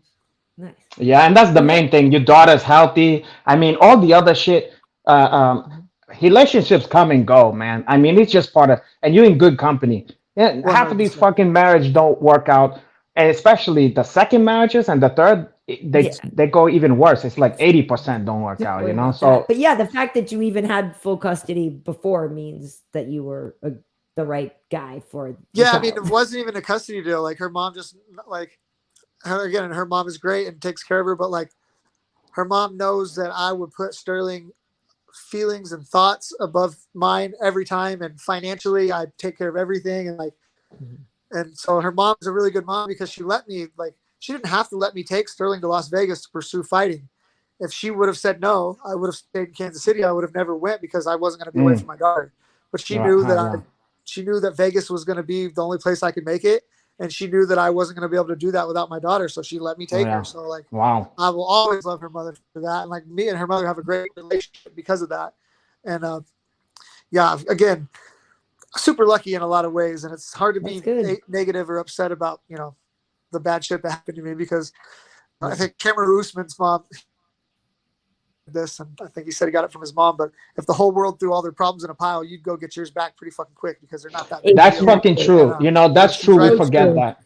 Yeah. So true. But it's hard to, but at the same time, you have to, no matter what your fucking problems is, even if you hitch and you've lived a charmed life or whatever, your problems is as bad as the problems you know what I mean? So no matter what, you might not be as bad as a kid who grew up in Sierra Leone and have his hands chopped off or some shit like that, but you still gotta acknowledge when you've been fucked up, you know what I mean? And still lick your wounds, and still, if you need to shed a couple tears, if you need to talk to somebody, whatever the fuck you need to do, it's all part of the process, You're right. And that was the thing, is like, I didn't really know what I needed. I just know what was happening to me wasn't good. And then like putting that shit on the internet, it really helped me, because I talked, like, I have people calling me on Instagram and like telling me their story, and I'll just sit there and talk to these random people about their wives and their lives, and it literally it helped me so much to hear all these other people like let me know like, hey man, it took a year, it took 2 years, it took 3 years, but like now I found my person. I'm better than I ever have been. Like I was better for my kids. I was better for myself, and like that shit really fucking helped me. Yeah, sometimes the people is just doing you a favor. They're getting themselves out so you don't have to, you know. And you know, and they might learn from this too. And like you said, I mean, the hardest part that I find in these things, these kind of situation, is to fight the urge to wish ill upon them. Because when you do that, it's like somehow you're still attached to it. You know what I mean? Like it's so hard not to be petty and wish, I mean, like to see that you hope they fuck up, or you know. But my ex has had a girlfriend for 1.5 years already, so good for him. you sound like you made peace with them. No, I mean seriously, like because you rather have that ex person happy as opposed to angry and bitter, you know what I mean, with a negative vibe and attention. Like you want that person to be happy. To be honest, like intellectually I say yes, you know, in mixed company, I say yes. Deep down, Like, the truth, I hope it don't work. I hope the worst. And that's the worst part of myself, and that's the part that I have to be honest and go, okay, what is that? Why do I care? Why do I want harm to come to them? No, I'm saying, no, I mean, this is me. I don't know about you guys, but I realize that it's not good. But if I'm really honest with myself, only myself, I'm like, if I saw some negative shit, I'd go like this. Good for you, Pohan. I'm not pretending I'm all peaches and angels over here. But I'm finally to the point now to where like they're dating, and I hope they make it, because like if they do make it, then I'll feel like at least it wasn't for it was worth it. Interesting. You know, like, Interesting. Maybe they are right for each other, and who the fuck am I to stand in their way? Hey, you know, I'm nobody. it's almost like when a team beat your favorite team, then you hope they win the championship. So you're like, at least we lost to the fucking we lost to the champs. Exactly. Yeah. Anybody who's ever beat me, I like to see them win. Sure. It's true. Well, a lot of people are saying that that you know, you just sound like such a great dad here. I'm just looking at the comments and stuff. Yeah. It's great. That's Who, me or him? Wait, me or is him? Hanata, we already know you're terrible. Father's Day is coming up. How many custody cases are you going to get served with? How many subpoenas? How many? Wow. You're going to lay low that day, right? You know, I'm not at liberty to talk about that stuff. And plus, this ain't about me. This is about Tim Elliott. This is about Elliott. Okay. My problems. All right. This So is it's about Memorial Day weekend, but it's a week before your fight. So like this is probably your last hard week, obviously, right? Then you're yeah. So Wednesdays is our wrestling day. It's the hardest day of the week. We wrestle live for an hour and a half. That'll be it for me as far as sparring was Sunday. I had one last sparring session. I got a little cut on my forehead, so that was the one sparring session. Coach told me to take it easy, and then of course I didn't, and I got cut. So I've been here for 8-10 weeks, and I haven't had an issue until Well, Sunday. put some crazy glue on that one and suck it up for her, and you're gonna be fine. I'm ready. Yeah. Not for nothing. I don't know if you've chosen your walkout song yet, but the song we used in the ad, "The Payback" from James Brown, could be kind of perfect. You know, I like some James Brown. Anything funky, I like. But I'm telling you, you gotta really listen to all the lyrics of. I couldn't play the whole thing because it only lets you play a certain amount without the copyright. But the fucking just listen to that fucking song, and it's funny. Ain't right. That's the first line. It's like so and it goes, "I won't revenge. Revenge." Oh, yeah, it's so good. Like, and the thing is it would like. It would win everybody over. It would be so fucking funny. And also, I tell you what, one of the best song out there is the fucking Dustin Poirier come out to be the boss. Yeah. And that one is that's a humdinger. But if you came with that other one, people be like, "Ooh, shit," you know? Oh, man. Yeah. I'm trying not to be spiteful. I know, but it would be tongue in cheek. just so tongue in That's the cheek, thing you is, know. And by the way, regardless, it's a fantastic song. Like Yeah, it's but it's just also a way everybody. to make fun of it, you know, Yeah, to like we were address the saying, elephant in the room. the elephant in the room, and it's like if you address it, then nobody can really cut your legs out about it. You know what I mean? that's what I do when I'm uncomfortable with shit. Is I tend to joke about it and try to make light of it. But again, Hey, it's one of those things where, like, as pissed off as I am, as upset as I am, like, I don't wish anything bad on Gina or Kevin. I actually still care about both of them. I can't have anything to do with them. hey, listen, that's the most healthy that's fucking thing. That attitude is very hard to come by, and that's gonna keep you from getting fucking fucking ulcer or whatever. God, because that's Thyroid. the thing that I know so many people who have been in similar type stuffs, and they'll take that shit to the grave. The bitterness of that, the bitter salt, and it's just not gonna do them any good. It poisons you. It doesn't hurt the other person. You're just poisoning yourself. Exactly. And I've poisoned myself enough. If I'm going to poison Yeah. myself, it'd be from drinking. Oh, caralho! Here's to you. I know, right? I need a refill. What Now- are you a whiskey guy? You're I would imagine. Yeah. Yeah. Jameson. I would have thought Cosmos or like huh? Or Proper 12. If I get a sponsor, Connor. What's up? Yeah, nice. Proper number fucking 12. Wait, what does he say? He says and proper number 12 is one of them. That is the way. Hey, proper number. We should get him to sponsor our show. That'd be fun. No shit. Seriously. No Yo, shit. Hey, Connor, where you at, Conor McGregor? But back. was it? Oh, I want to give you some advice later. This is to think about after the fighting and stuff. If you have a chance, the thing I think obviously you're not gonna lose your open heart. It sounds like you're just that kind of guy no matter what. I think though, if you have a little bit of people pleasing and stuff, I think that the only lesson, like, there's nothing you could have did to stop people from doing dastardly stuff behind your back. Okay, you're never gonna it could happen to any of us. Okay, and if they want to do it, they're gonna do it. Period. There's no amount of detective work, but I feel like the thing that you can do is just if you see any head flag or you see anybody treating you in a way that's less than you treating them, it's time for them to go. What the one thing you have to learn different is to just tolerate no bullshit and nothing less than what you're giving, and that don't mean money or whatever, but if someone's not giving you the energy, the love, or the kindness, the consideration, and okay, so, no hard feelings, but you're not for me, this is no good for me, so that's the main thing, is don't settle for no attitude shit or any kind of squirrely bullshit. You deserve better than that. I'll take that to heart. Thank you.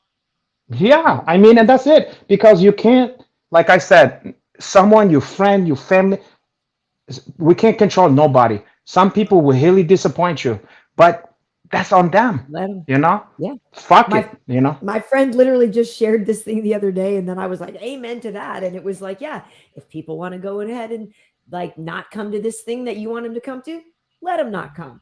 If they're gonna go do this thing, like, let them. Like, what are you gonna do? And you can't control people, exactly like you said, Renato. It's like people are gonna do and be who they are and what they want. So that's how they should be. And that's right. That's another thing.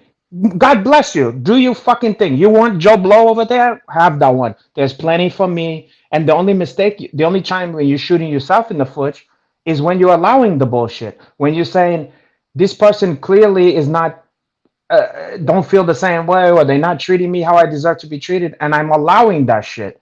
You just gotta go. You gotta be trying to control the narrative, Right, because exactly. let's not pretend that some of you guys aren't.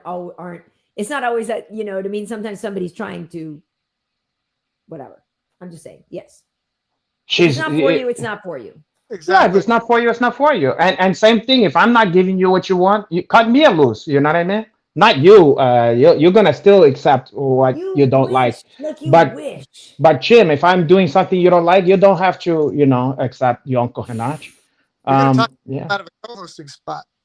Wait a sec. Well, that's okay. But I want to be your manager. I don't want to chuck myself out of being your second manager. Doing a good job.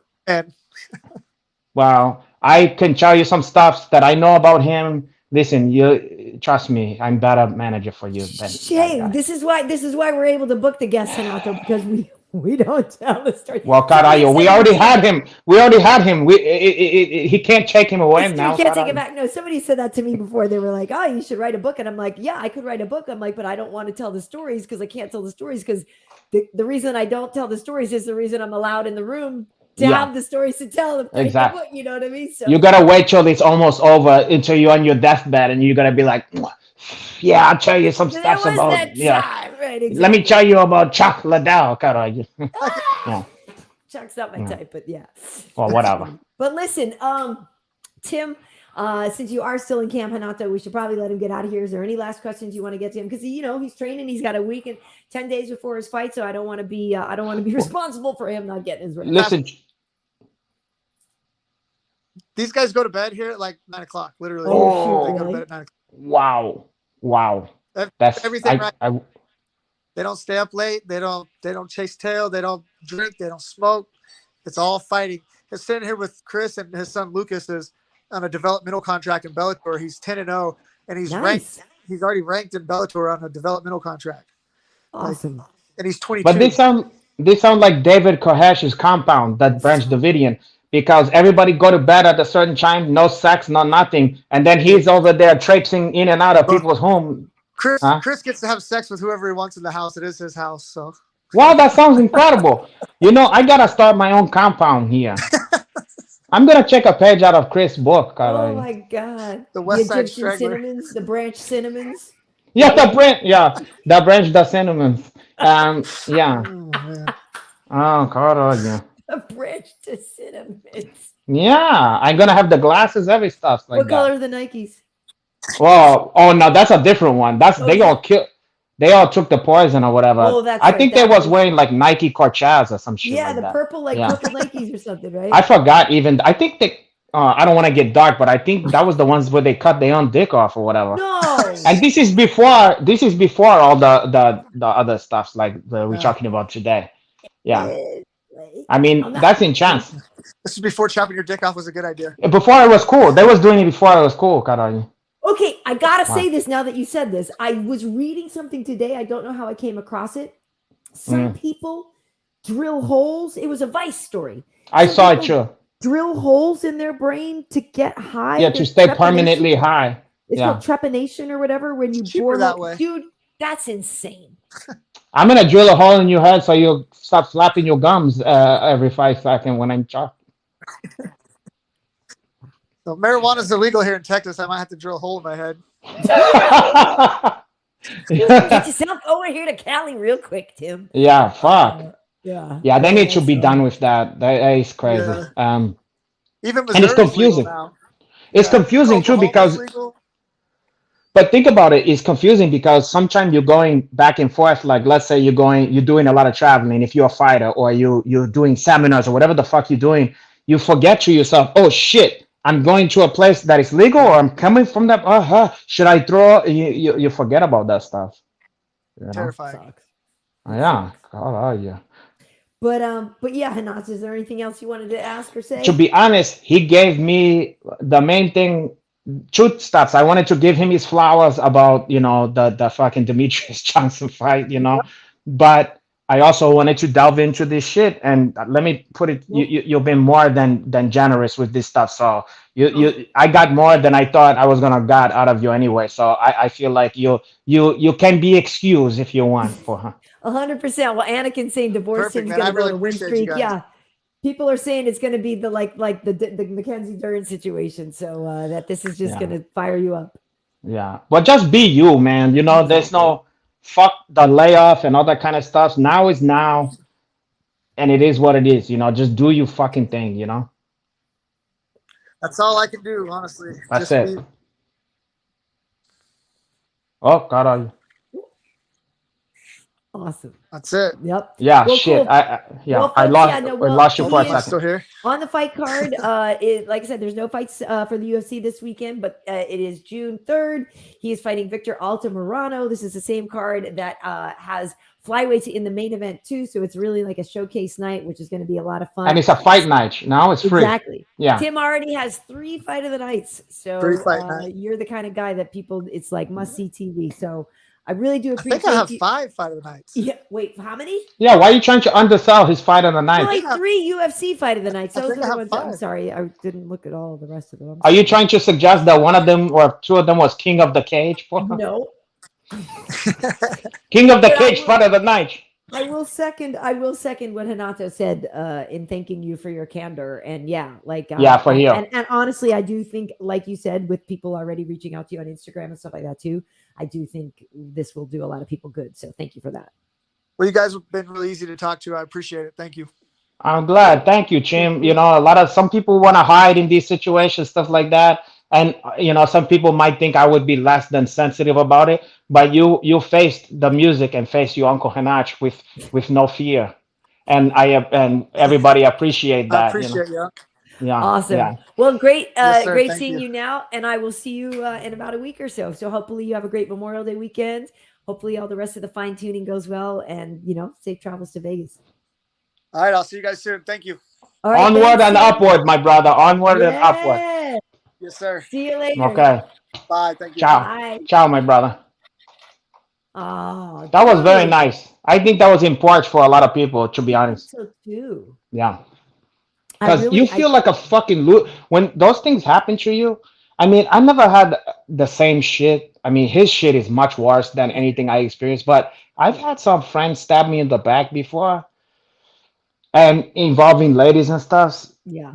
Ooh, that's a cocktail of pain that is unique. It's like it's one thing if some Joe Blow is out there sneaking around or doing something fucking Mhm. you up, but the thing about like the double whammy of like a girl that you love and then the friend that you think you love, and ooh, I mean the hatred and ooh, it's terrible. It is. And I'm sorry I didn't see this before. Thank you, Dean D, for the donations. Per Jimmy Rivera saying Tim should hook up with Mackenzie Dern. Their kids Not a could bad play idea. together while Tim and Mackenzie play together. Yeah, I'll send that to him. I'll forward that to him. I'm There you sorry I go. missed For him that earlier. $5, true. Thank you for that. Yeah, no, I'm sorry I missed that earlier. Oh my goodness. Oh geez. Yeah, no, it's It's terrible. It hurts. It hurt, and it also it fuck with you. It's hard not to it's hard not to compare yourself or try to. There's just so much negative energy that comes with that situation. It make you feel weak in some way, but then vicious, violent, angry in the other way. So it's like it fucking tear you apart, man. well, and what's tough about it is in one way, it has nothing to do with you because people are going to do True. what they're going to do. True. And in the other hand, True. it has everything to do with you because why are they doing it? Because you know what I mean? It's like, you could ruminate on that it's a all mind day. fuck. It's a mind fuck. But I tell you what, if you can survive shit like that, you're gonna have empathy and you're gonna think about how you treat people in a different way after that. After you've been mistreated, it have a chance to make you more considerate of other people. Like your Uncle Hanach. I mean, can you imagine someone who's more tender, more considerate of other people's feelings than? Well, that was a rhetorical question. Next question. Do you need to pause or anything? Yes. Okay, I will. How can you chow? Pause. How can you chow? I just Because am I talking fast or something? No, I gotta. Boy, oh boy. Because I may want to swap places with these two. I just wanted to offer you the. So that's some good old fashioned horse trading. You know, I heard. I could have swore I heard the Chitty Ball man in there. I bet you did. Echoing from in there, and he need my help. I bet you did. And I'm going to tell people some of the other things that I want to talk about when you. Okay, sounds good. Ships ahoy! I'll be right back. We will see you in a moment.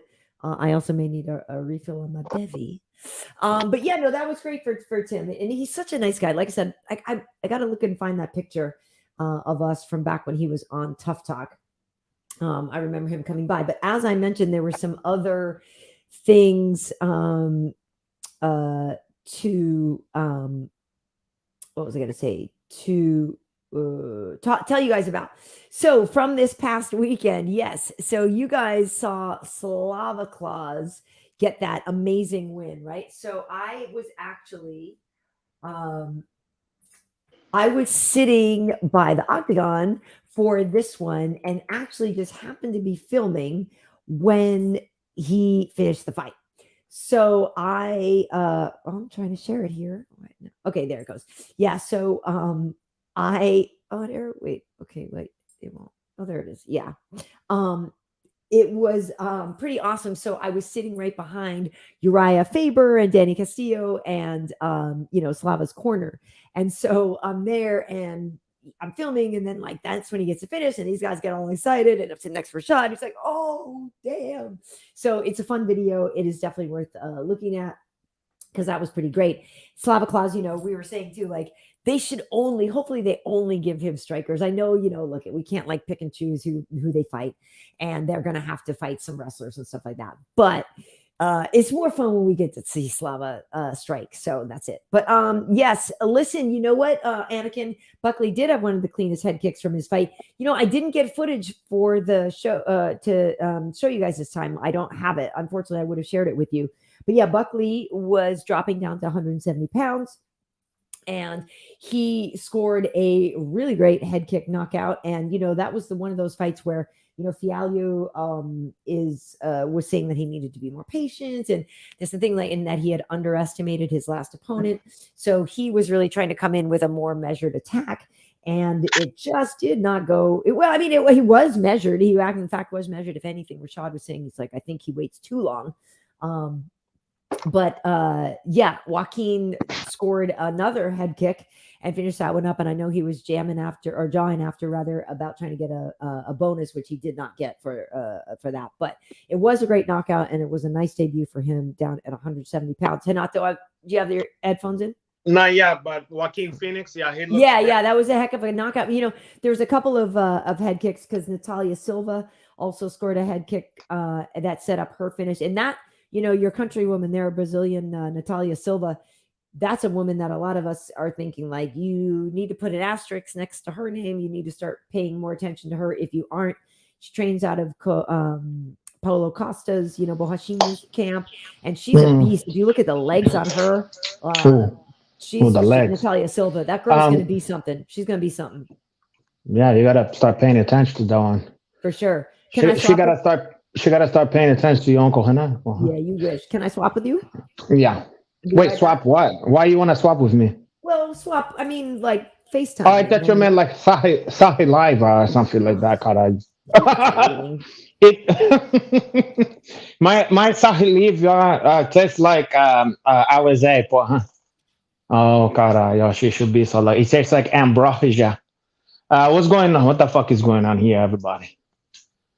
Wait, who have a bright future? Me? My future is looking brighter all the time. Thank you, Anakin Skywalker. Oh, little seal. Are these fucking things coming slow here? Yeah, Egyptian cinnamon. I'll give you an Egyptian sausage haul if you're not careful. Saliva tastes like shit. The Diner 259 said Hanach saliva tastes like train smoke. Porra, you filthy hat. It tastes like Coach 45 and Black and Mild. Porra. No, it tastes like passion fruit. My saliva. Caralho. I'm spoiled. I get to taste my saliva all day long. Caralho. When I look my haircut, the saliva starts juking. It's too drool.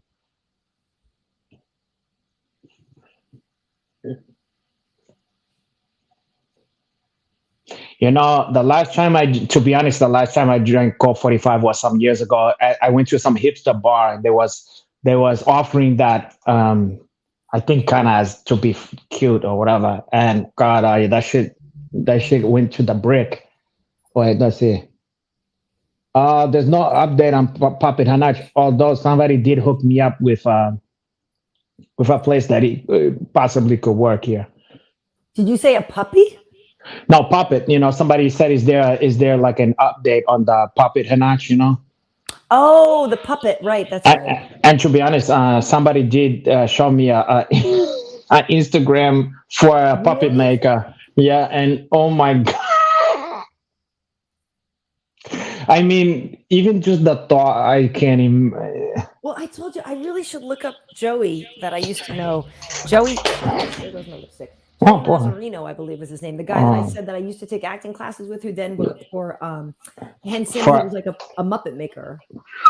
Listen, first of all, yes, and then second of all, I need to look him up. I mean, when I see these ventriloquist doll and I see those dead legs that they have with those little feet, the thought of having one of my own is almost like it would be like amazing.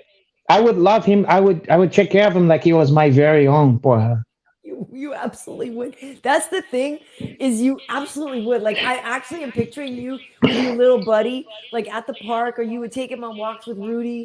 Like, I legit think you would actually literally have this guy with you, like little Penny. I would, and it almost could be dangerous. Could turn into a horror movie because I could get so attached that I start to my split person. You know what I mean? And I start to invite people in to kill that one when they come over. God. Yeah, like he get jealous. Totally see he get jealous, like Psycho. Like he get jealous of my relationship, and he's like, kill her. You know what I mean? And I'm like, no, it's Christine. It's Christine meets Chucky. Yeah, like little Hanach, I can't do that. She's fantastic. What happened? And she's a whore. She's a slut. You know what I mean? Totally. She wants to split us up. Christine was so weird. Yeah, that was so weird. I mean, like, because it wasn't great. When I was younger, I thought it was okay. If he watched that, a lot of the Stephen King movies that they made was a piece of shit compared to the book, with the exception of The Shining and Carrie. Those was true, and Stand By Me. Stand By Me is good. Well, Salem's Lot, I remember as a kid. Okay, fair enough. Not bad. Pet Cemetery isn't great. It has its moments, but overall, they can never live up to the book.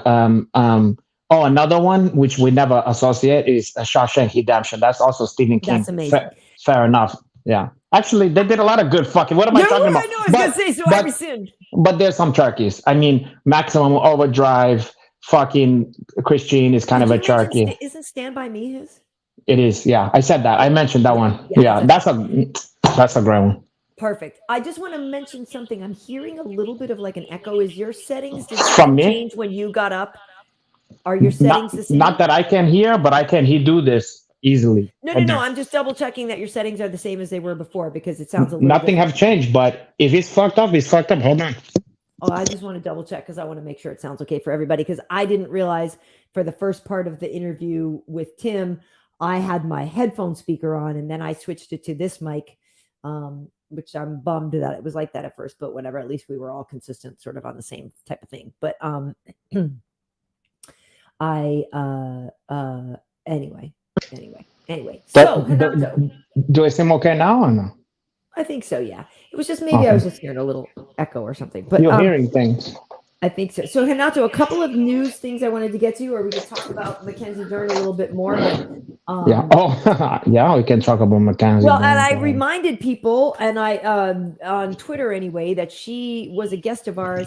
And Renato, do you remember which episode number Mackenzie Dern was a guest on? I'm gonna say 69, Paul. Huh? Yup. Ding ding. Yeah. Wait. That's the only way I would have it.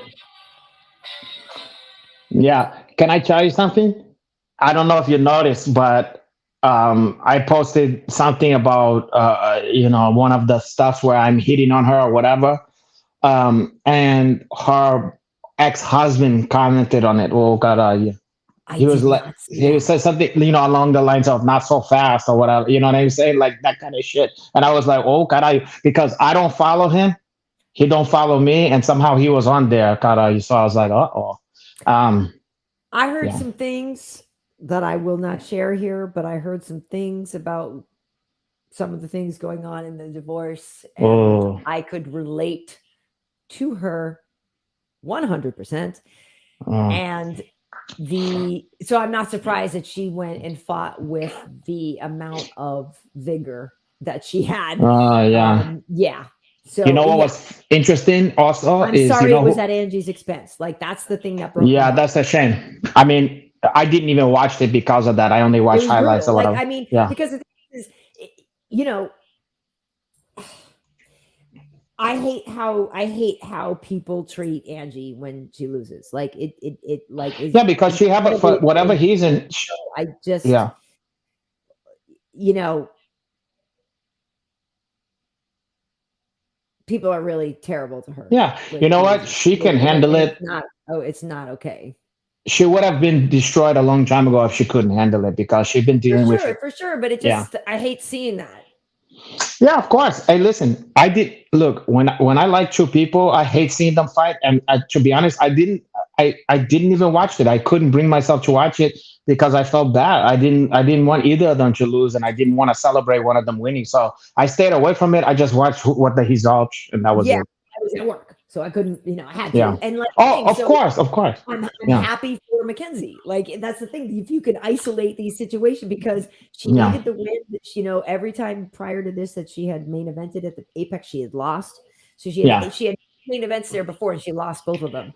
So she was nervous about doing an event again there. And they were supposed to fight in Charlotte. And then since the Aldana Rocky Pennington fight got canceled because Aldana got moved to the title fight, Yeah.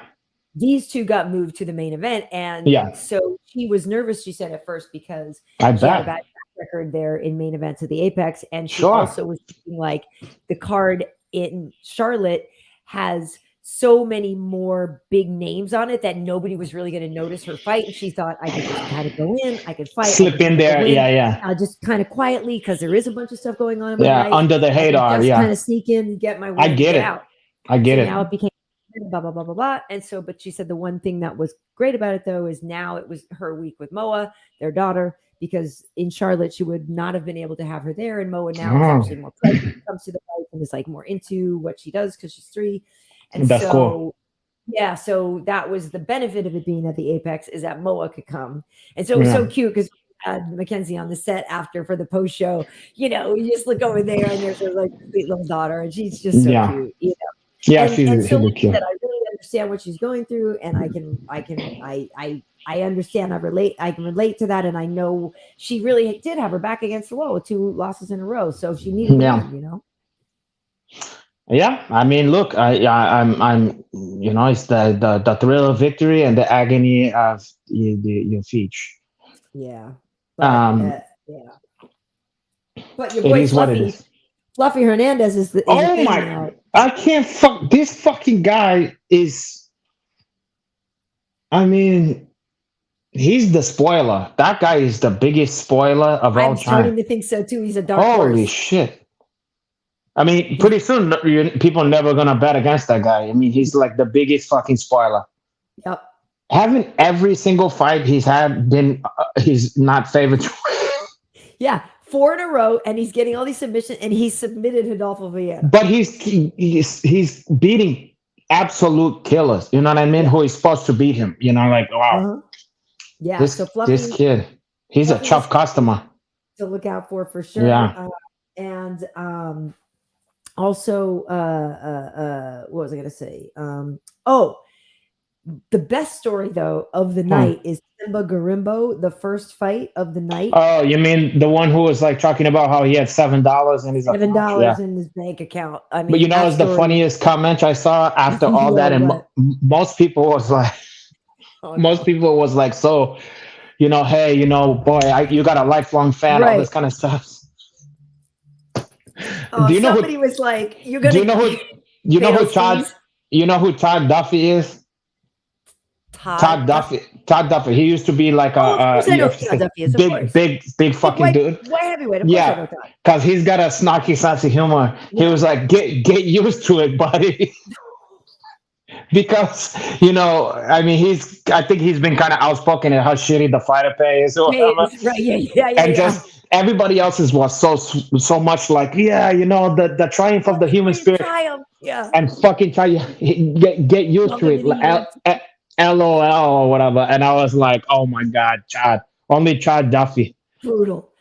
Yeah, Todd Duffy was in a fight with I forget who, and it was effing Rock'em Sock'em Robots. It yeah, bananas. I think it was Bananas. was it in the UFC or in It Bellator? I was. can't. We were like, oh, what So is it happening? was. I want to say it was Frank Mir. No. Oh yeah, that's it. They're saying Yeah. Frank here. It was insane. Yeah, that one. Yeah, because he was fucking up Frank Mir, and then Frank Mir knocked him out. Yeah. That was insane. That was a quick one. That was like first round. Yeah. That was crazy. Yeah. No, it was crazy. That Yeah, was crazy. that's how most casual fan wish that every single fight would be. A lot of people were mad. They're like, "Hey, girls in the main event." Me. Well, they should be.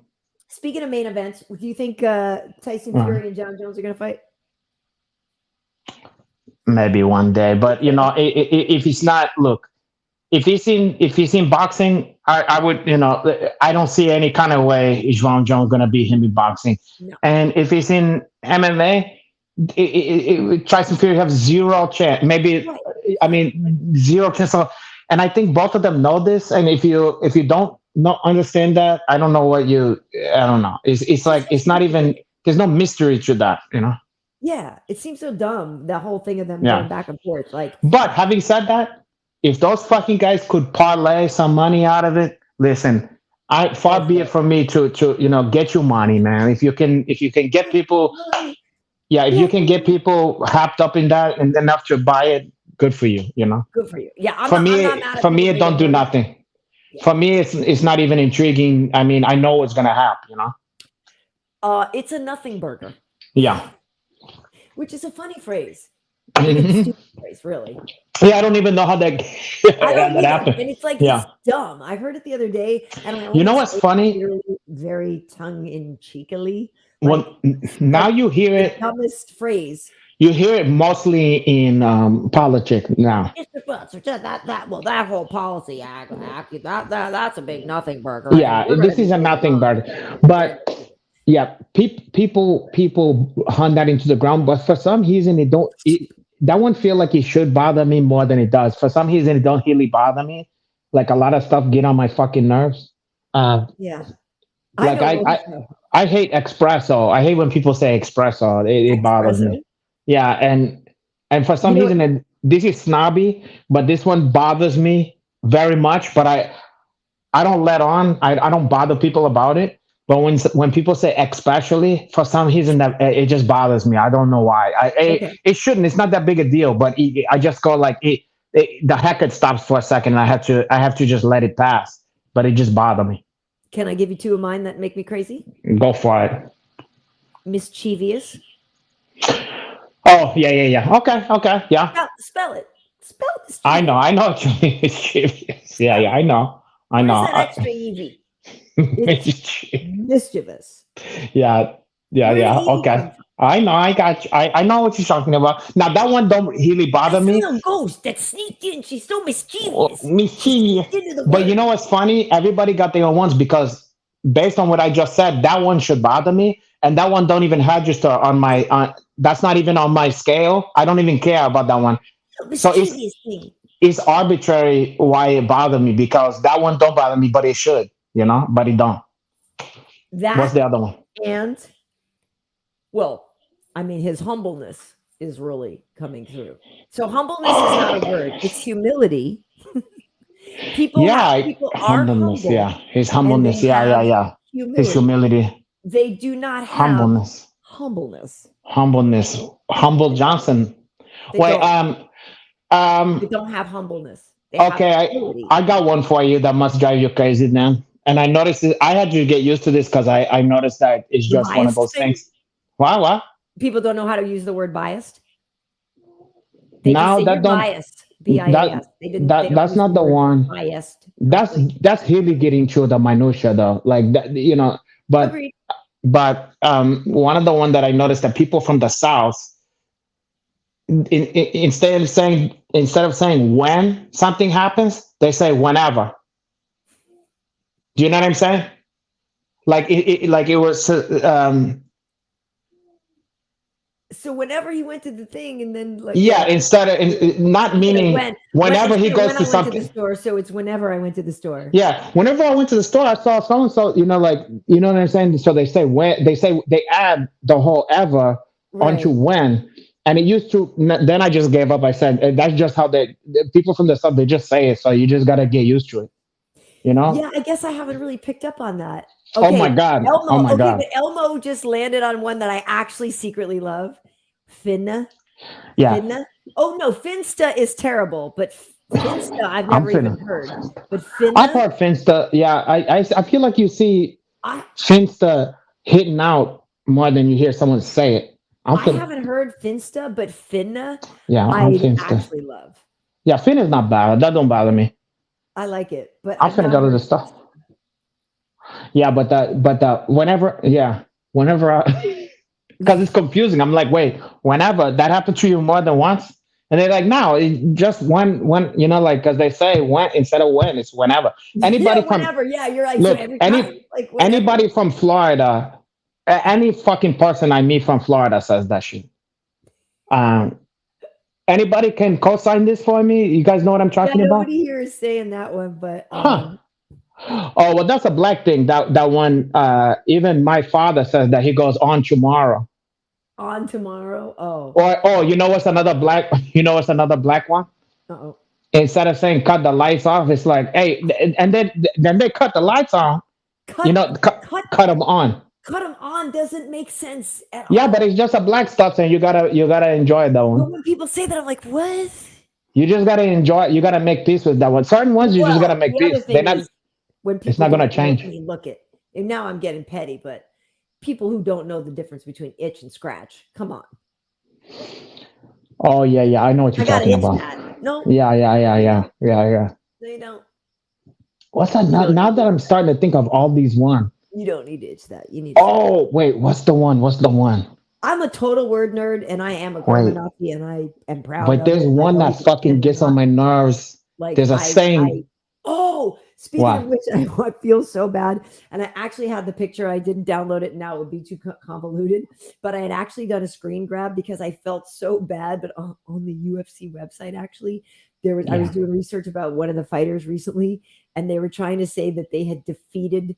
So it was a heavyweight. Obviously, it might have been Nascimento or something. It was like so and so defeated Tanner Bozer, and auto correct had changed it to Tanner Loser.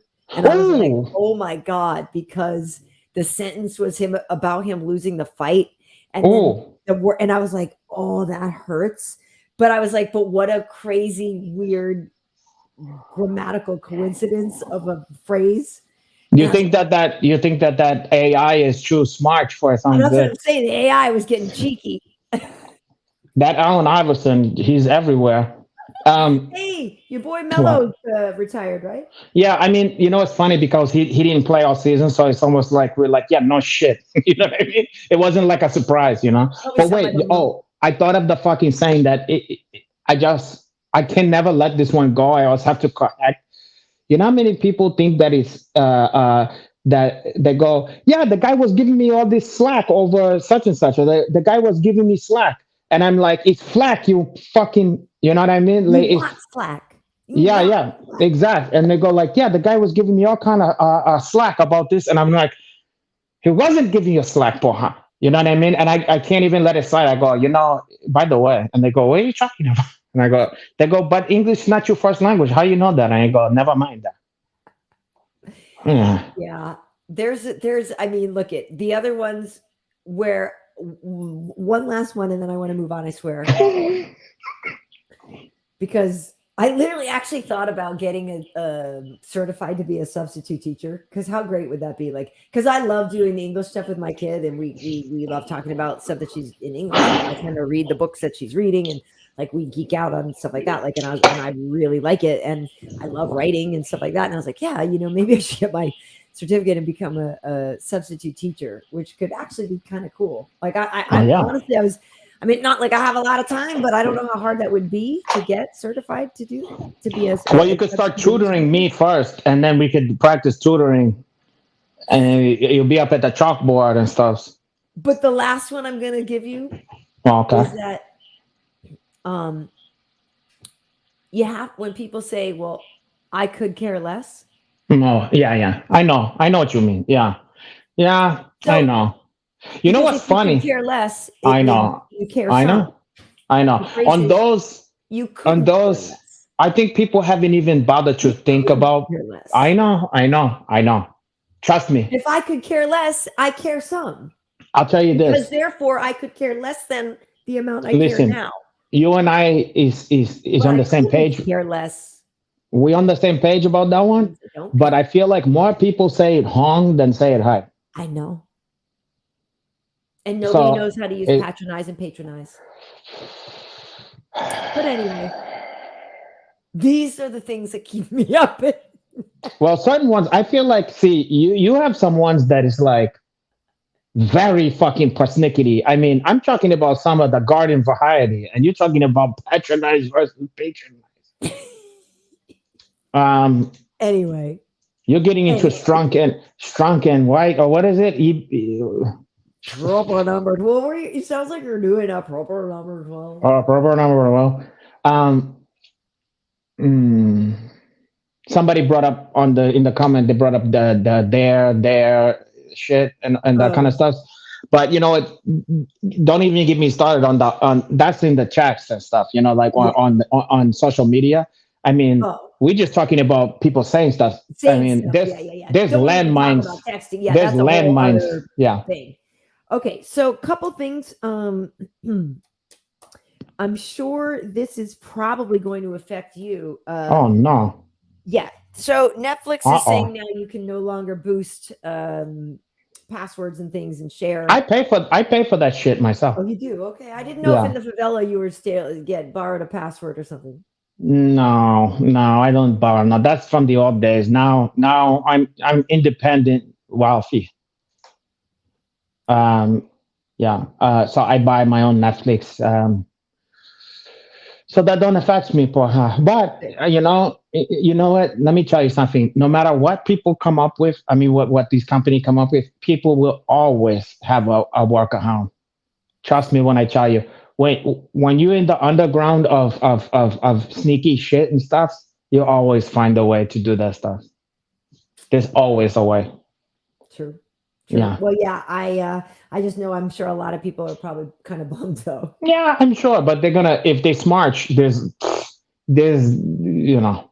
Well, it's only $8 more, you know, to yeah, but to some people that's a big deal, you know. But it's funny because literally I drive by I think I've said this before, but I drive by Netflix when I'm on my way to school with the kiddo.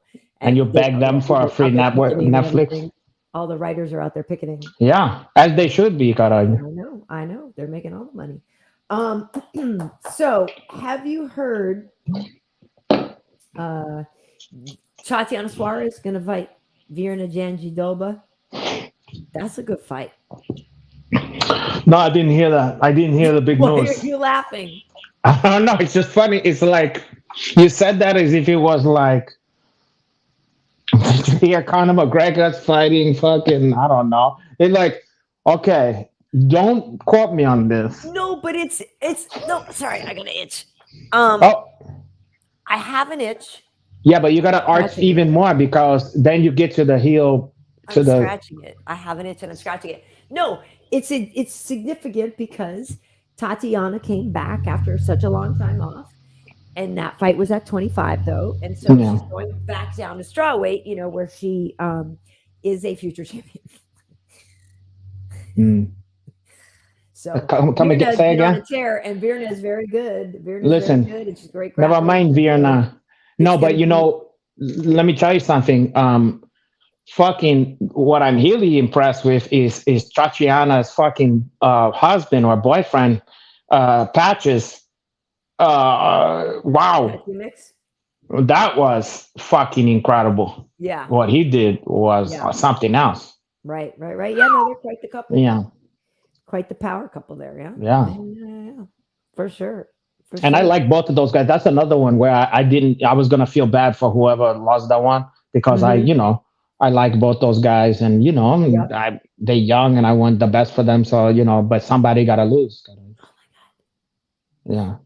Yeah. But I mean, what a fucking shot! And I tell you what, the attitude that Patchy Mix had is like he knew he was gonna win that, and I remember thinking, wow, he's very confident for the level of guy he's about to fight, and Yeah. he knew He something that knew we something. didn't. Yeah. Yeah, So for sure. fuck, kudos to Patch's Mix. For sure. Yeah. For sure. So another one that is in the makings, probably perhaps could Here we be, go. is Khamzat Chimaev. Oh. Khamzat Chimaev versus Kamaru Usman. Versus That might happen. Kamaru Usman. Yeah, that could happen potentially in October at UFC 294 because Khamzat has moved and he is now based in Dubai and wants to fight. There's usually an Abu Dhabi show in October. And Interesting. So he's thinking, which sucks to me because that's still a long way That away. is a long way away. Like, that's a long what time. Sucks to me. That's how far away that is. That's kind of too long. Yeah. Too long. I like the matchup, but it's too far. I like the matchup, but he needs to be more active. I mean, he's not active enough for my chest. Yeah, bro. It's just end of May now. Like you're running with July, August, Yeah. September. Like really, bro? I mean, I guess then again, you do 3 months camps. I guess if you're going to announce it now, but like. But then again, like I know we want to see him fight, but what are his options? What is his options anyway? You know what I mean? Like, well, he can go, but the thing is which weight class though? That's the thing is he can fight in 2 weight classes. Yeah. I mean, for my money, not make 7. Yeah. For my money, I want to see him fight Colby, but I guess that probably never gonna happen. Colby might fight Bilal at this point. Actually, I'll check that one too. Right? That one is nice. That's nice. Because that also has bad blood. Is it better? It has bad blood. But they both have bad blood. Anything with Colby has bad blood. Yeah, I don't think Khamzat versus Kamaru is the same bad blood as. No, I'm not talking about Khamzat Kamaru. I'm talking about Khamzat Colby. Oh yeah, that's good too. Oh look I'll watch all those fights. He's been calling him cum shot for the past 3 years or whatever. That's terrible. That's terrible. Yeah, you're right. I forgot about that. That's terrible. Yeah. I hate but that. What? You're right. What fight with Colby doesn't have bad really blood? Not cool. Like I hate that. It is what it is. I hate that though. Come on. That's his superpower. He makes you hate him. I know, but I hate that. What can you do? That's how he gets the big bucks. I guess that's some schoolyard BS. Listen, he's making a living doing that. So is he though? Well, how active is he? I don't know. I'm not counting his money. I mean, he's making. Let's put it to you this way: he's making more money than some guys in the We're UFC. talking about him. I don't know how much, but he's making more than some. Oh God. Well, I will say this.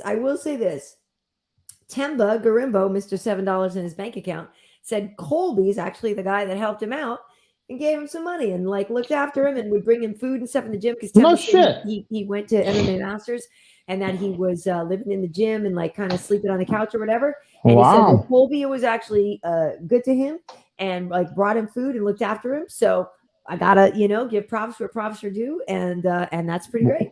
Good for hey, when someone does something nice, hey, you gotta tip your hat to that one. Yeah, that's great. So I was happy to hear that. Hopefully, there's no ulterior motive. You know what I mean? What, like he's gonna have him in the audience, like how they behind the Trump? There's my black man. Like they have his black for Trump. One. There he is in the back. He's miserable, and then you hear the Curb Your Enthusiasm. He have the blacks for trying to go.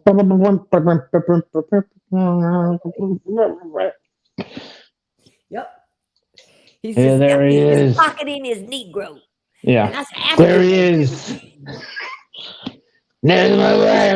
Okay, enough about that. I don't want to get off on him. He's so cynical. Sucked up enough oxygen. Oh God.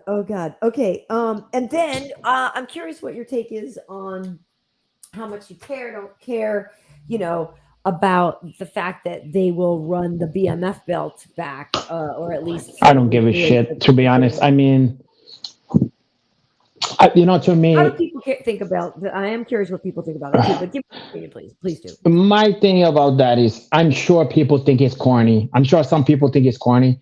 To me, at the end of the day, it's two people fighting each other, no matter what you want to call it. You could call it the They fighting for the chicken belt for the whatever the fuck it is. I don't care. It's just it's two people fighting, and if it's a good fight, you can call it whatever the fuck you want it to call. You know. So if that's what you need to do to sell it, that it gotta be a BMF. I'm I need no, I don't care. I don't hate it. I don't love it. I don't give a shit. It's not. It's either here and there for me. Still a great fight, regardless, right? So I mean, do you like the match? Do you want to see them fight again? Wait, who the fuck is it again? Gaethje and Poirier. Yeah, I mean, look, I don't know. Last time it was a 4th round TKO for Poirier. I remember in Arizona in Dustin's backyard. As far as I'm concerned, you don't need to put that extra spice on a fucking Gaethje versus Poirier fight. That thing sells itself, as far as I'm concerned. So violent. So it don't even matter. I don't care. I think the BMF thing is silly. You know, obvious. It's silly. You know, but I can have a sense of humor. You know, it's like, okay, if they want to say that, fuck it. You know, who cares? It's not a big deal. You know, I don't think it's enough to get up in arms about it. Some people is up in arms. A little pro wrestling, I guess, right? It is, fun. And guess what?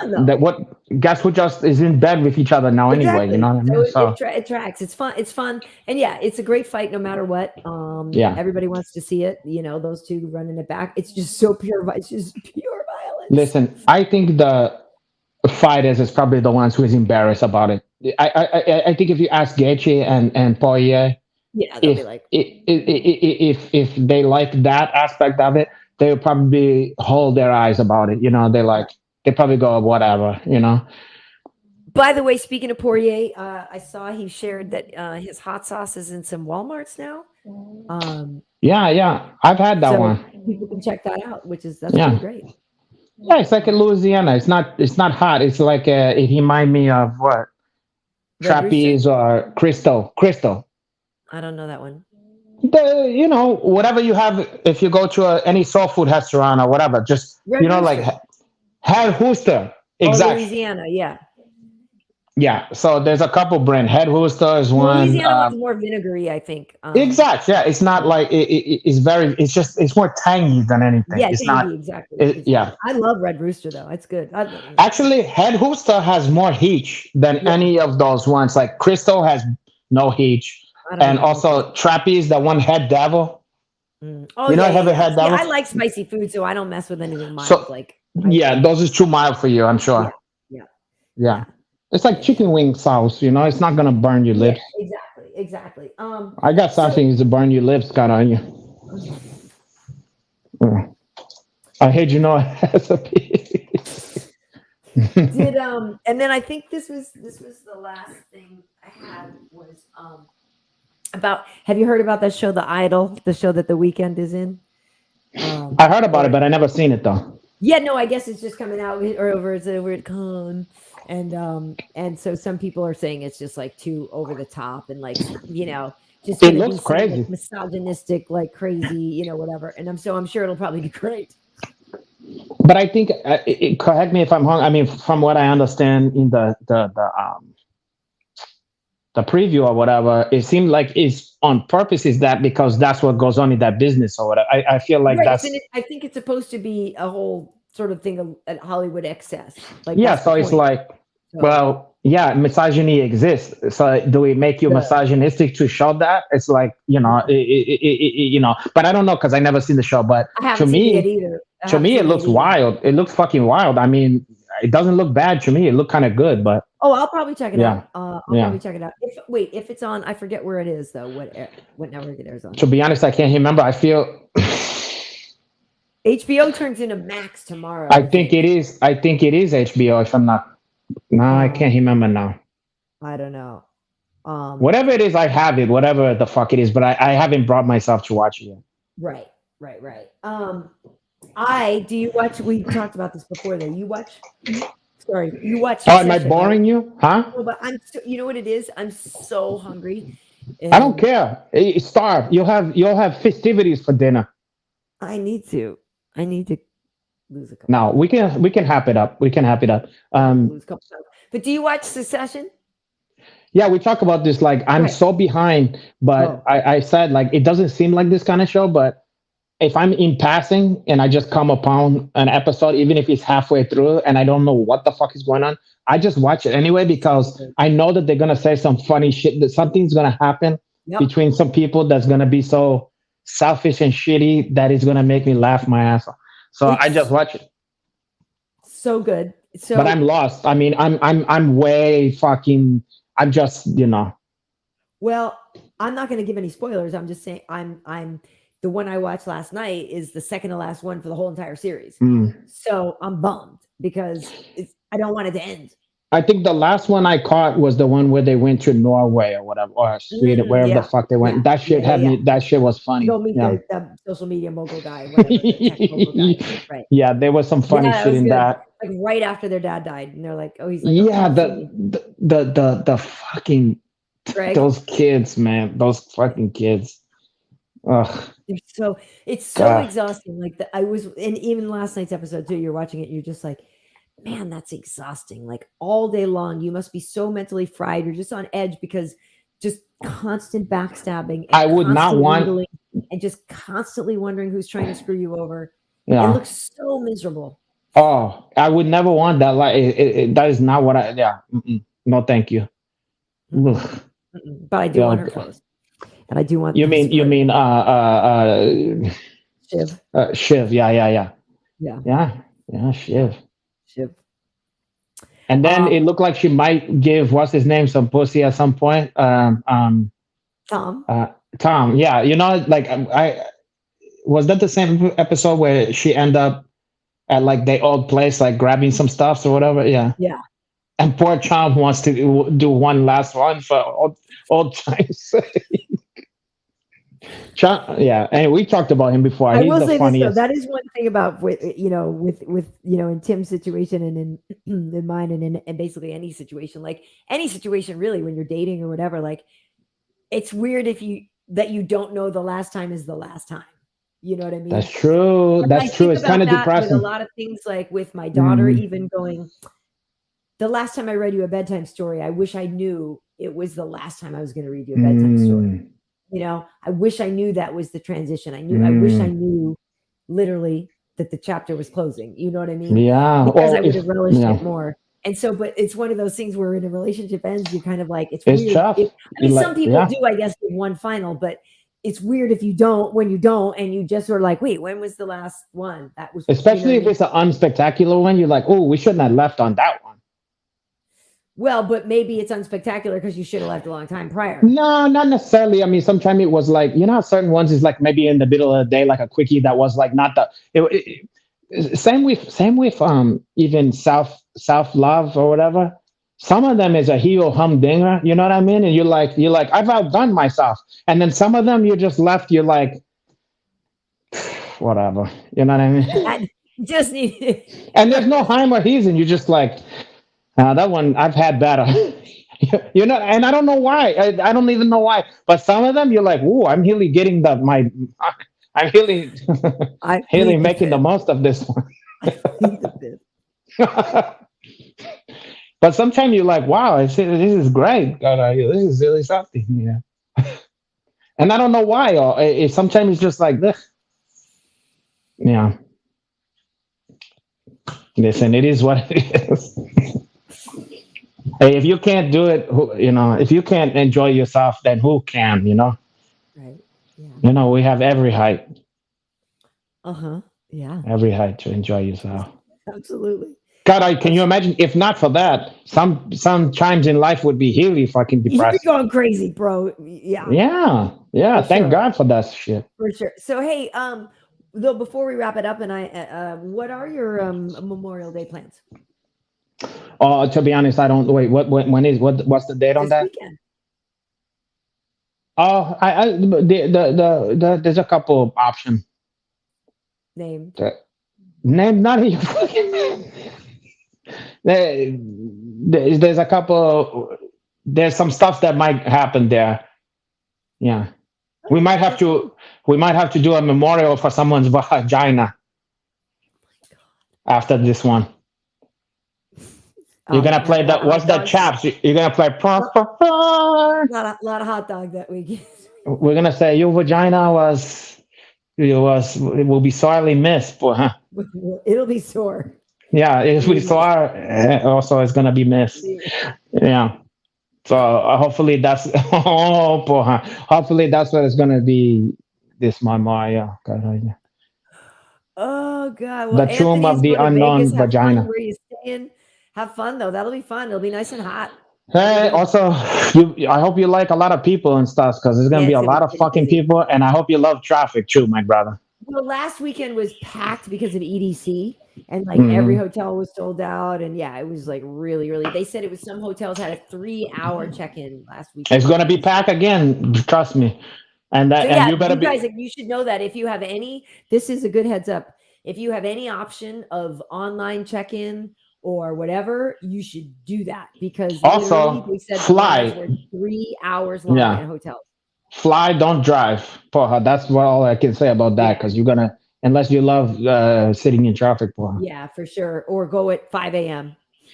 And also, here's another trick: if you can do anything but come back on Sunday, like. Well, he said they're you- coming back Tuesday, or yeah, so they're going that's the Sunday way. to Tuesday, so that's great. That's a good time. Do that. Do that. That's not. Yeah. That's like a weird. Yeah, like Yeah. that's a Even good time. Sunday, Monday, or not Sunday. Yeah, he said Sunday to Tuesday. Yeah, that's good because He's playing with house money. So this is a smart. This is someone who. Yeah. This ain't his first rodeo with no, this he kind of knows what he's like. doing. No, That's smart. No. Very smart. Get there on an off day, leave Yeah. on the off day. he and knows get what's there, going be there on. for the holiday. That's perfect. And this cheap motherfucker's getting a deal on the home too. Exactly. Yeah, Jimmy's doing the online check-in. You got to do it. It's you got to do it. You got to do it. Yeah. You got to do it. Awesome. Okay, Smart. well, Hanak, where can people find you on the social media? They can find. Yeah, they can find me on Renato _Laranja. For all the Renato Laranja needs, they can find on there. And we have many. I know. I'm trying to satisfy the ones. But yeah, I was letting people know, and as we reminded them earlier, yeah, episode 69 with Mackenzie Dern. Mm. If you never saw that show, you should go back and look at it. We had a really good time with her. She's just a cool girl. I was incredible. An episode with Angela Hill. She was on, I think, episode 13. I think we have 2 with her, maybe. Yeah. So, and then and then there was another one recently here. I can tell you which one, because I have the list right here. Episode. Sorry.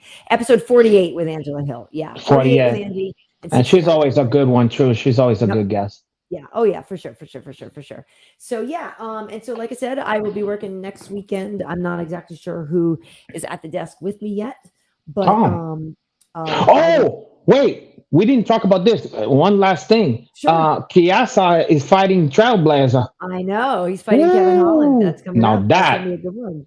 That was some exciting news. I was like, okay, I gotta mark that one on the calendar. Yeah, that's a good one. That's at is that on 291 as well in Salt Lake City, maybe? That I don't know. I can't remember where it is, but yeah, no, I like that too. I'm but excited I was because kind of, Michael was supposed to fight Li Jing Liang. He was supposed to fight the Leech. And, that's a tough one too. In Miami, and he was so looking forward to it. And like we were talking about what he was going to wear, and like he got the look. Like I love him. Yeah. You know what I mean? I work with him. Yeah, me too.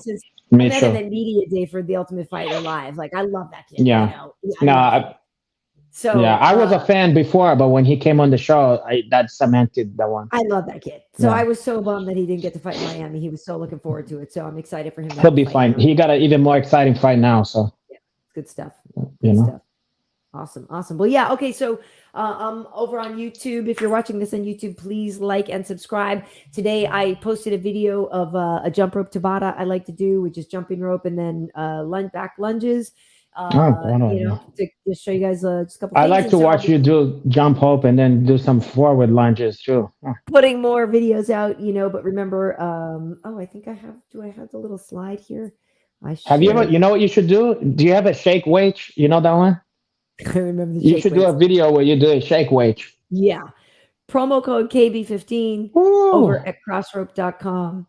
No shake. Is that you in the silhouette? Yeah, sure. No. There's not enough cakes on that one. So much more fun than running. So yeah. It is. I'll tell you what. You know what we should do?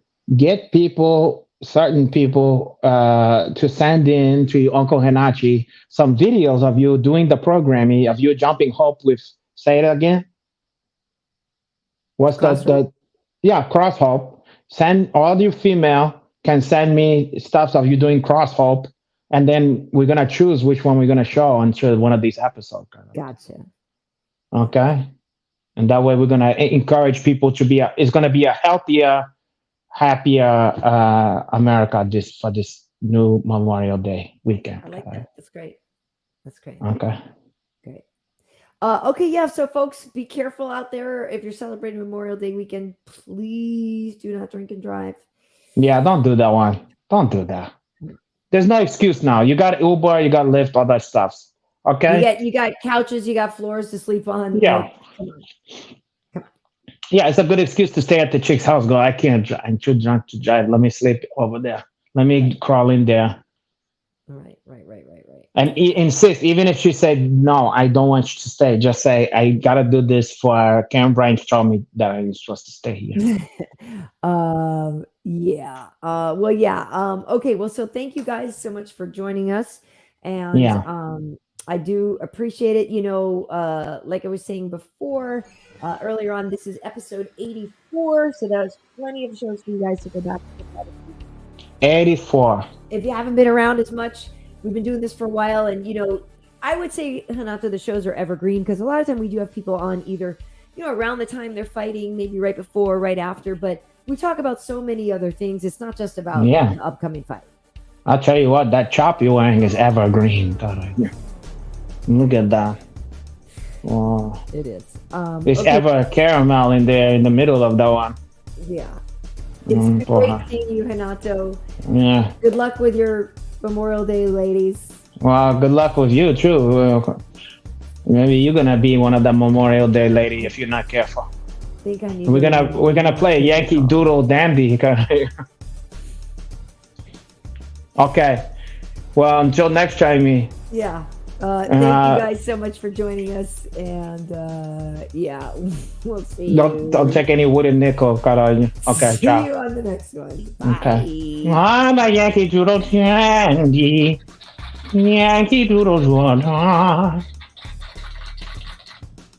I'll give you a Yankee Doodle, caralho.